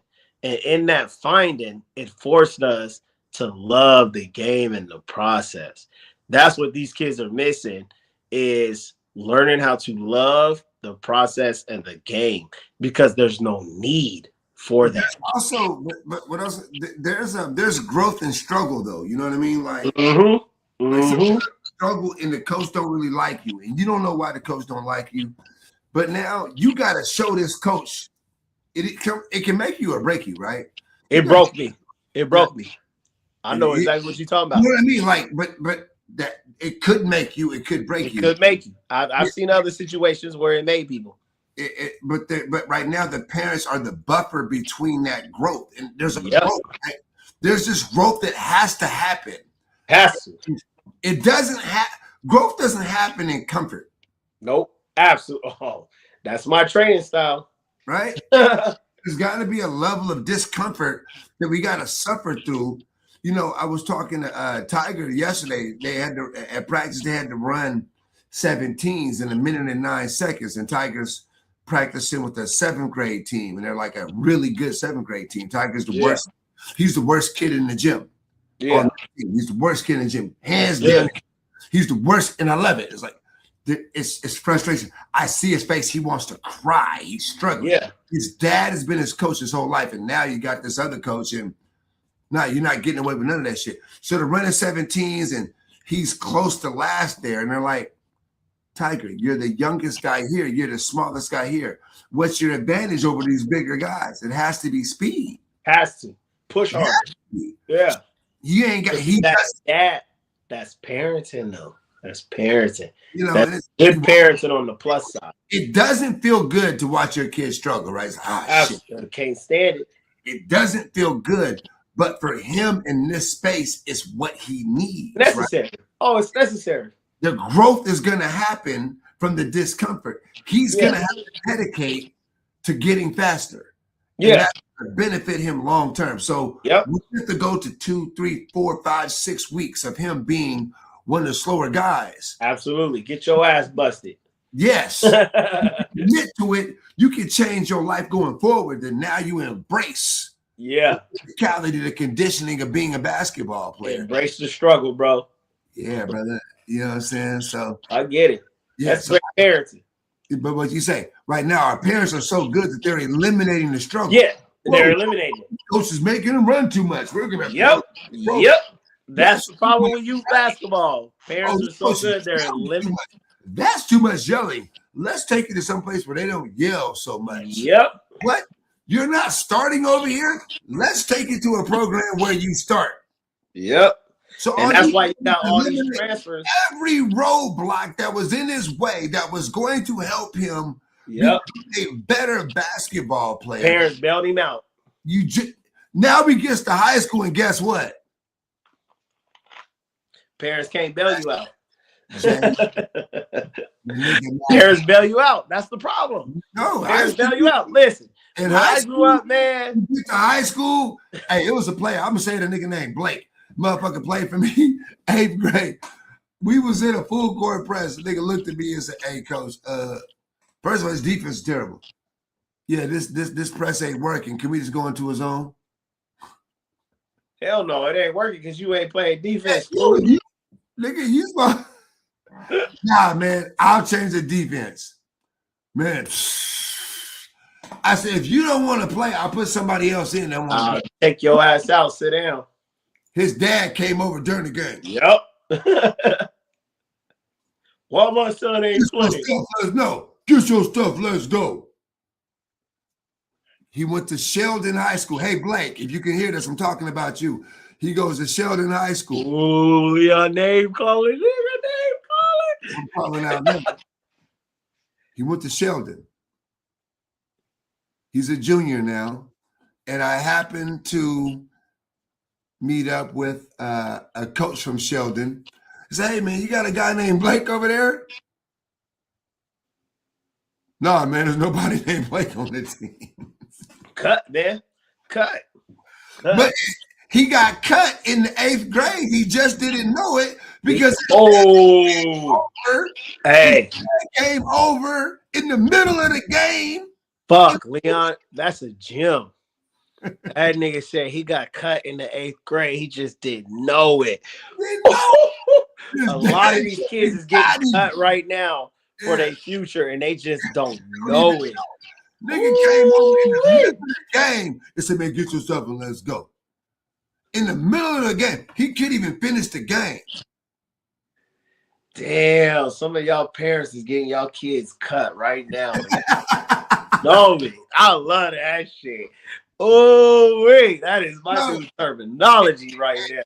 Dog, but it just goes to show, like, yo, bro, I'm not making this up as I go along.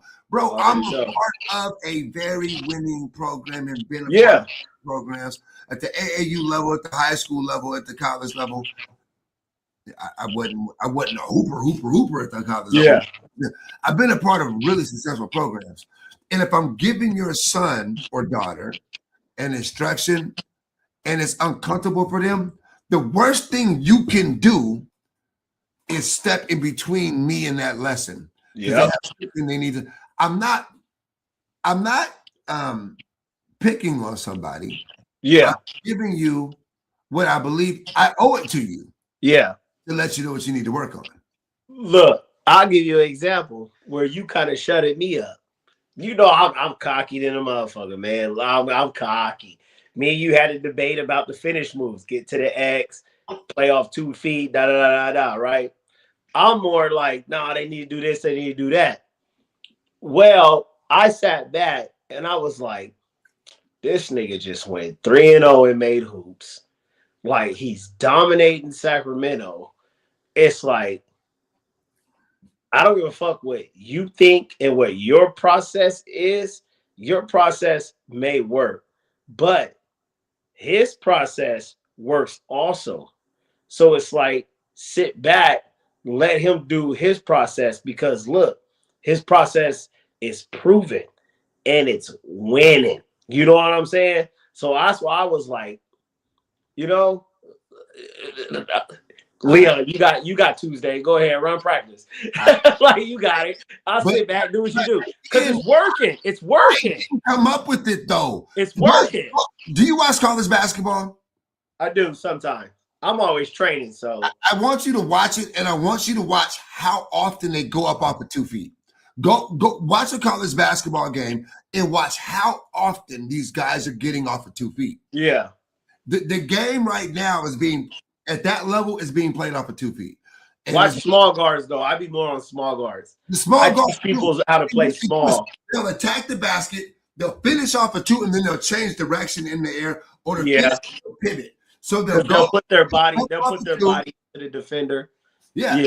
Like they'll go into the key. Yeah. And up off of 2, it might be a floater, it might be a pull-up, it might be. You see, I sat back.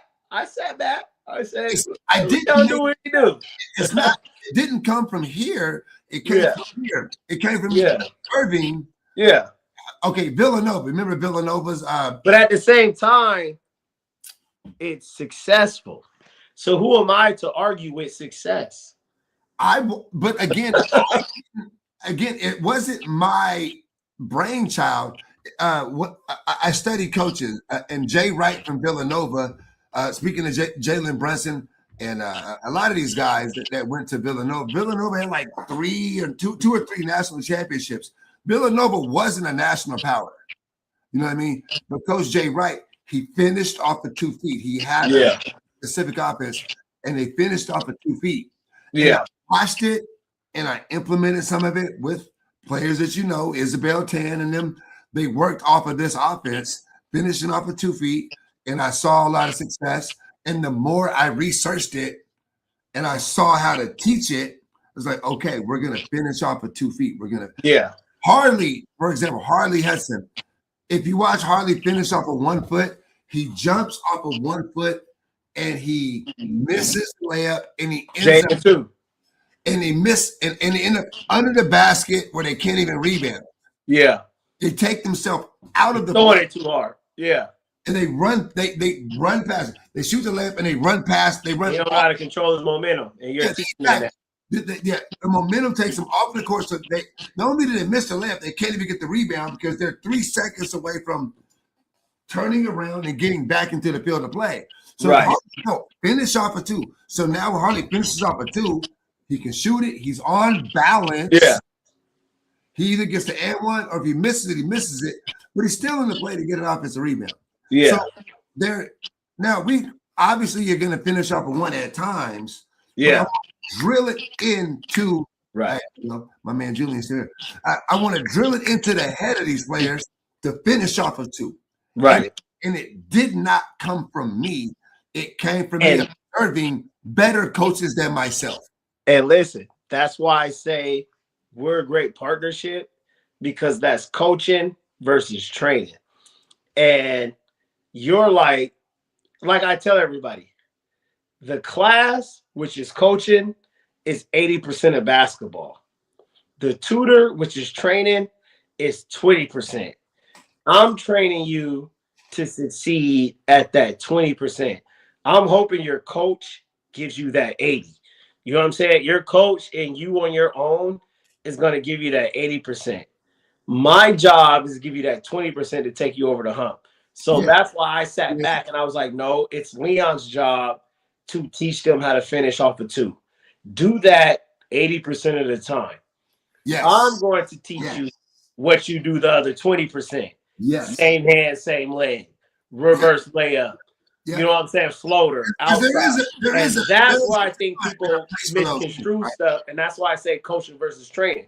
I think the coach is more important than the trainer. When we do stuff, you see, I sit back. I think you and Marcus are more important than me. You're way more important. That's why I let you guys run the practices and I'll step in and say small little stuff to piggyback off of the lesson that you guys are teaching. I don't want to teach the lesson. Like Leon and Marcus is going to teach the lesson. I want to teach you the detail in the lesson. Yeah. And for me, it's also like if we've got 10 players on the team and I want them to embrace a style of play. Let's embrace attacking. Yeah. Facts. I said that. I was totally wrong that day. Let's attack these spots, right? Because as a team, if we're here's my philosophy on basketball, and it's like, for me, I like to simplify everything, right? For me, I feel like the team that takes the most high percentage shots is going to win. It's going to win. 100%. You know, if you take 100 shots from the X that I place on the floor versus 100 shots from an X 6 feet away, 45 degrees away, you're going to lose. How many more shots do you make at that? Numbers. Right? Numbers don't lie. Yeah, so over 100 shots. Now, can you have success the other way? Yeah, sure. You can get high. Or if you're a special player and you just happen to have it, because and this is what I tell you, I feel like you're more of a special player offensively than I was. Like, so for you, that's easy. Yeah. Like for me, I may have had 6 spots on the court I was effective from as a scorer. Right. You may have had 24 spots on the floor where you're effective from. Right. Now, defensively, I could guard 1 through 5. Absolutely. I seen the stance. I seen the paint. I seen it. I was better shape cardio-wise than everybody. Juju say it all the time. Leon, wow. 1 through 5. 1 through 5. I could guard point guard. The nigga wasn't scoring. In a pickup game, or you wasn't scoring on me. You just wasn't happening. I'm blocking your shit. I'm shutting you down. Like, that was where I excelled. So offensively, I simplify some things. Now, it doesn't mean everybody. There's going to be those special ones that you have license to go ahead and do what you do. Right. But as a team, let's develop a mindset of getting to our spots and powering through. Right. And that's how we're going to have more success. Facts. Collectively. Yeah. That doesn't mean everybody. Like you said, there's certain guys like Jalen. Jalen doesn't have to do that. Jalen is going to have, we recognize that. Basketball is not fair. Right. It's not. The better players are going to get more freedom. Yeah. Right? They're going to get a longer rope. All right, let me go ahead and get away with that shit, You should have saw today's practice. I had Tay at practice, and Tay has the attention span of, I don't know, of a fucking housefly. That motherfucker. He athletic in the mug, though. Oh, my God. He's all over the place. So they ran a lot today because he could not lock in. So they ran like 10-17s today. They couldn't get locked in. You know what I mean? It was just what it called for today.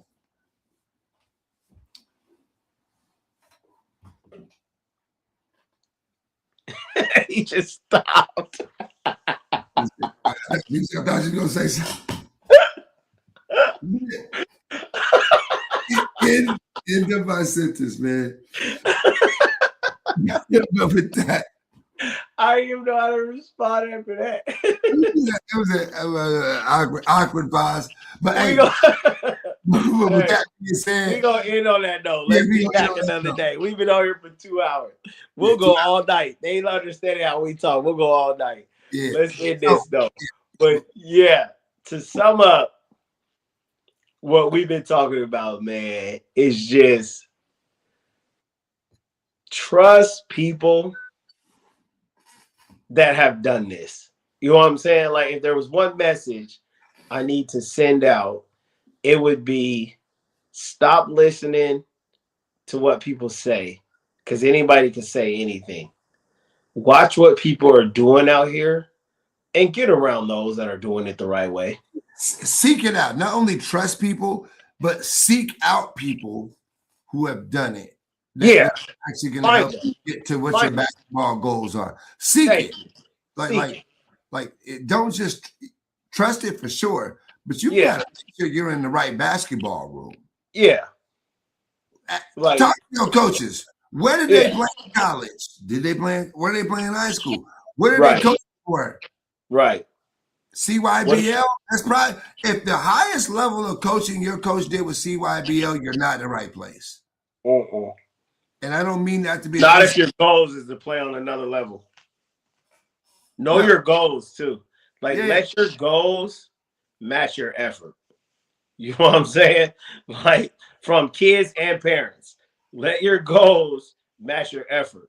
Like if your goal is for your kid to play in college and you got to pay a little more to work with a Nate, to work with a Dennis, to work with a Shine, then do that. Don't pay $10 or $20 to go work with a Joe Blow when your goals is to go to college. If your goals is just for your kid to play CYBL, get a workout, go pay $10 to go here. Go pay this money to go play for the worst trainer in Sacramento. The worst? Yeah. Shit, probably somebody I don't know about. I'm trying to get you. Somebody I don't know about. I'm gonna keep it 100. I was trying to get you. No, because the people that I know, and I'm gonna name off everybody that I know, AD and Trev, they're good at what they do, and everybody knows what they do, and they're good at what they do, and they develop people doing what they do. Marcus Kirkland is good at what he does. Oh, okay. I'm sorry. I'll throw the shade. Dwayne Smith at Rock Ball. Get the fuck out of here. Trash, nigga. Trash. There you go. Fuck that. Trash. Trash. Everybody I know that grew up with me, trash. And he did not start Rock Ball. I started that shit. Don't listen to the lies. I was teaching that nigga everything he knew. Trash. Trash. Come see me. Hey, worst trainer in Sacramento, and everybody gonna tell you that. Trash. Other than that, AD, good at what he do. Sips, good at what he do. Nate, good at what he do. Shine, good at what he do. Me, I'm good at what I do. We are all good at what we do. Jackie, good at what she do. Dante. What about Dante? I mean, he said Dante. Oh, I don't even know Dante too much, but from my looks, he's good at what he does. He's good at what he does. His success shows. Like his track record, it shows. Yeah. Like I don't know nothing about him, but I know the players he touch have success. Yeah. They have success. Yeah, I agree, man. That's all I care about. If the players you touching are having success, I fuck with you. Sacramento's a good place to be right now, man. We're in a good spot. We killing it. We killing it. Is out here. Just don't go to Rock Ball. Since Leon want to open that door, don't go to that clown shit. Yeah, he wanted it. He got it. We got some smoke. And hey, right? This has been a really smoky week. There's been some people calling people out. There's been some interesting Facebook posts. There's been some interesting Instagram. Yeah. Listen, for the calling out shit, I'm going to try to wrap this up. But running a business and running a training business in Sacramento is tough. You're going to do things that people aren't going to like. You're going to do things that aren't good. And it all boils down to how you move. I've rubbed some trainers along the way wrong. You know what I'm saying? I'll throw names out. Jackie probably don't fuck with me because of the way I started my business. Marcus, I know for a fact, don't fuck with me because the way I started my business. Now, the way I started my business, it was brand new. You know what I'm saying? I had no clue what I was doing. So with that, I always paid the overhead and I let them do what they do and build their business. Now that cost me because sometimes they were leaving on trips with significant others. They were trying to play overseas. They were young. But when they left me, I still had to pay the bills. You know what I'm saying? So there was sometimes I was late on the bills. I was late on paying them. That rubbed them the wrong way. Do I owe them money? Absolutely not. But did I have to pay them later? Absolutely. Did that rub them the wrong way? Absolutely. Did that cause them to probably leave because they didn't like the way it was structured? Absolutely. So with that said, we're going to make business moves that rub people the wrong way. You know what I'm saying? Like There's trainers out there right now that are struggling. They're doing certain things that they need to do. Do I agree with it? No. Do others agree with it? No. But if it works for them, it works for them. As long as they keep their heart in the right place and they focus on these kids, I hope God will provide for them. Because no matter what I did, God has provided for me. I would say this. I don't know your business, and I don't want to isolate. All good. We telling the truth. I don't want to isolate on that. I just want to just say that from what I can see, you actually put people on, and they were able to move on from you and create viable businesses. Everybody. Like the people you named, Leon. the people that you named. Let me just say this: the people that you named are still in business. Still in business. And so very good. And they learn under me. They're blueprints from me. And I think that speaks volumes to the tutelage that you gave. I don't want you to be over here taking hits or even feeling like, oh man, I did people wrong. I don't feel like that's what's going on. I feel like, nah, man, nobody's perfect. And right. I'm sure like you didn't jerk nobody for the sake of let me just jerk. No, absolutely not. Absolutely not. Yeah. So I don't feel like you even need to even speak on that. In those you know what I mean? I mean, you did, and I mean, props to you, but just dealing with you and talking to you and seeing the way that you move. Yeah. Everything that we've done along this way in this journey, nobody's perfect, right? No. But you're certainly not trying to jerk anybody. And absolutely not. It's always been to help them. And I've always pushed their product. That's where I've always supported them. I don't have a problem with somebody if there's people out there that owe me money right now. Yeah. Right? I'm not even mad about the money anybody owes me right now. I don't feel right. Because I feel like if they had the money, they'd have gave it to me. Exactly. They'd have gave it to me. They thought they was going to be able to put it together. There's somebody out there bad mouthing me right now, and the nigga. Same here. I promise you. Same here, man. There's people that have been named on this podcast that I've given money, and they wouldn't badmouth me. So you know what I mean? Like, so where's the intention here? That's why I say, I don't think anything that you don't strike me as somebody that would do something in bad spirit. No. You can check my resume. That's why when you asked at the beginning about beefs with trainers, and I was like, I really don't have any. To this day, ask Marcus, ask Jackie, ask True Handles, ask Bernard, ask Vic, ask Sean, ask everybody. They'll be like, D always kept it 100 and he always helped. Ask Sips. Any problem they have with me, it wasn't because I did some shady shit. No, I feel like you guys all have I feel like you guys all have like strong personalities. That's what I feel like. And hella strong. Yeah. Like y'all all feel like y'all the shit. And you look at GOAT. Yeah. And I'm not mad at that at all.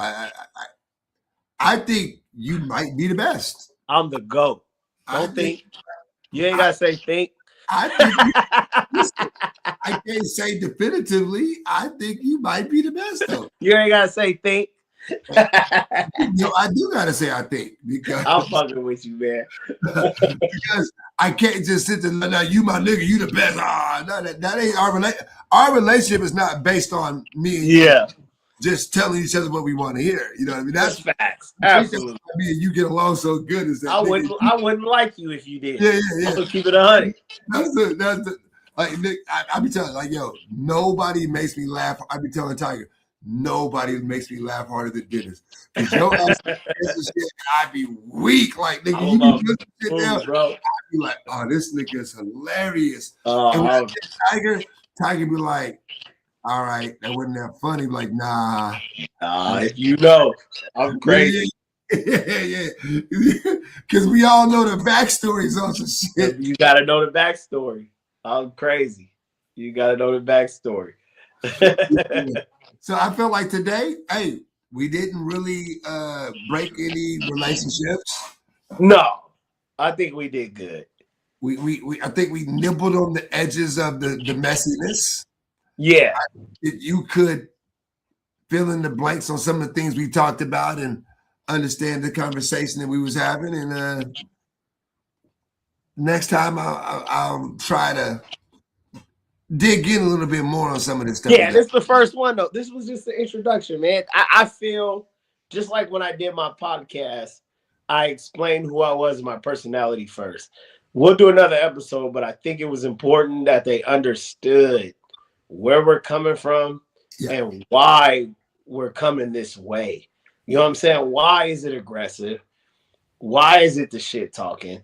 Like, why? And it's because it's a reference. Y'all don't know what we've been through and what we've seen, and we need to educate y'all. So, I didn't even talk about the one coach I don't like. I'll do that on the next episode. You guys will know. I like in that shit like that. Yeah, I got one I don't like. I got one I can't stand. I'm gonna tell y'all who I don't like on the next episode. Ooh-wee. I already told y'all what trainer I don't like. I'll tell y'all the coach I don't like. I went in on the trainer I don't like. Yeah. There's a coach. Coach I don't like. One coach that I really don't like. I probably agree with you. I'm gonna say his name. Who says his name? Say his name and let's end the episode. Not tonight. No. No. It's a cliffhanger. I'm gonna say his name at the start of the next podcast, but I'm gonna explain why I don't like him. He may not even know why I don't like him. So I'm gonna say it. I'm gonna say why I don't like him, and he can be like, "Fuck you, I don't like you either," or man. Or he can be like, "My bad, I didn't mean it that way." But I am gonna speak on the one guy who I really don't like. Yeah. Because there was a time that Marcus thought I didn't like him. Like, nah, Marcus, I never had nothing against you. Yeah. But this guy I don't like. I feel like there was a disrespect that happened, and we'll have to address the disrespect. Absolutely.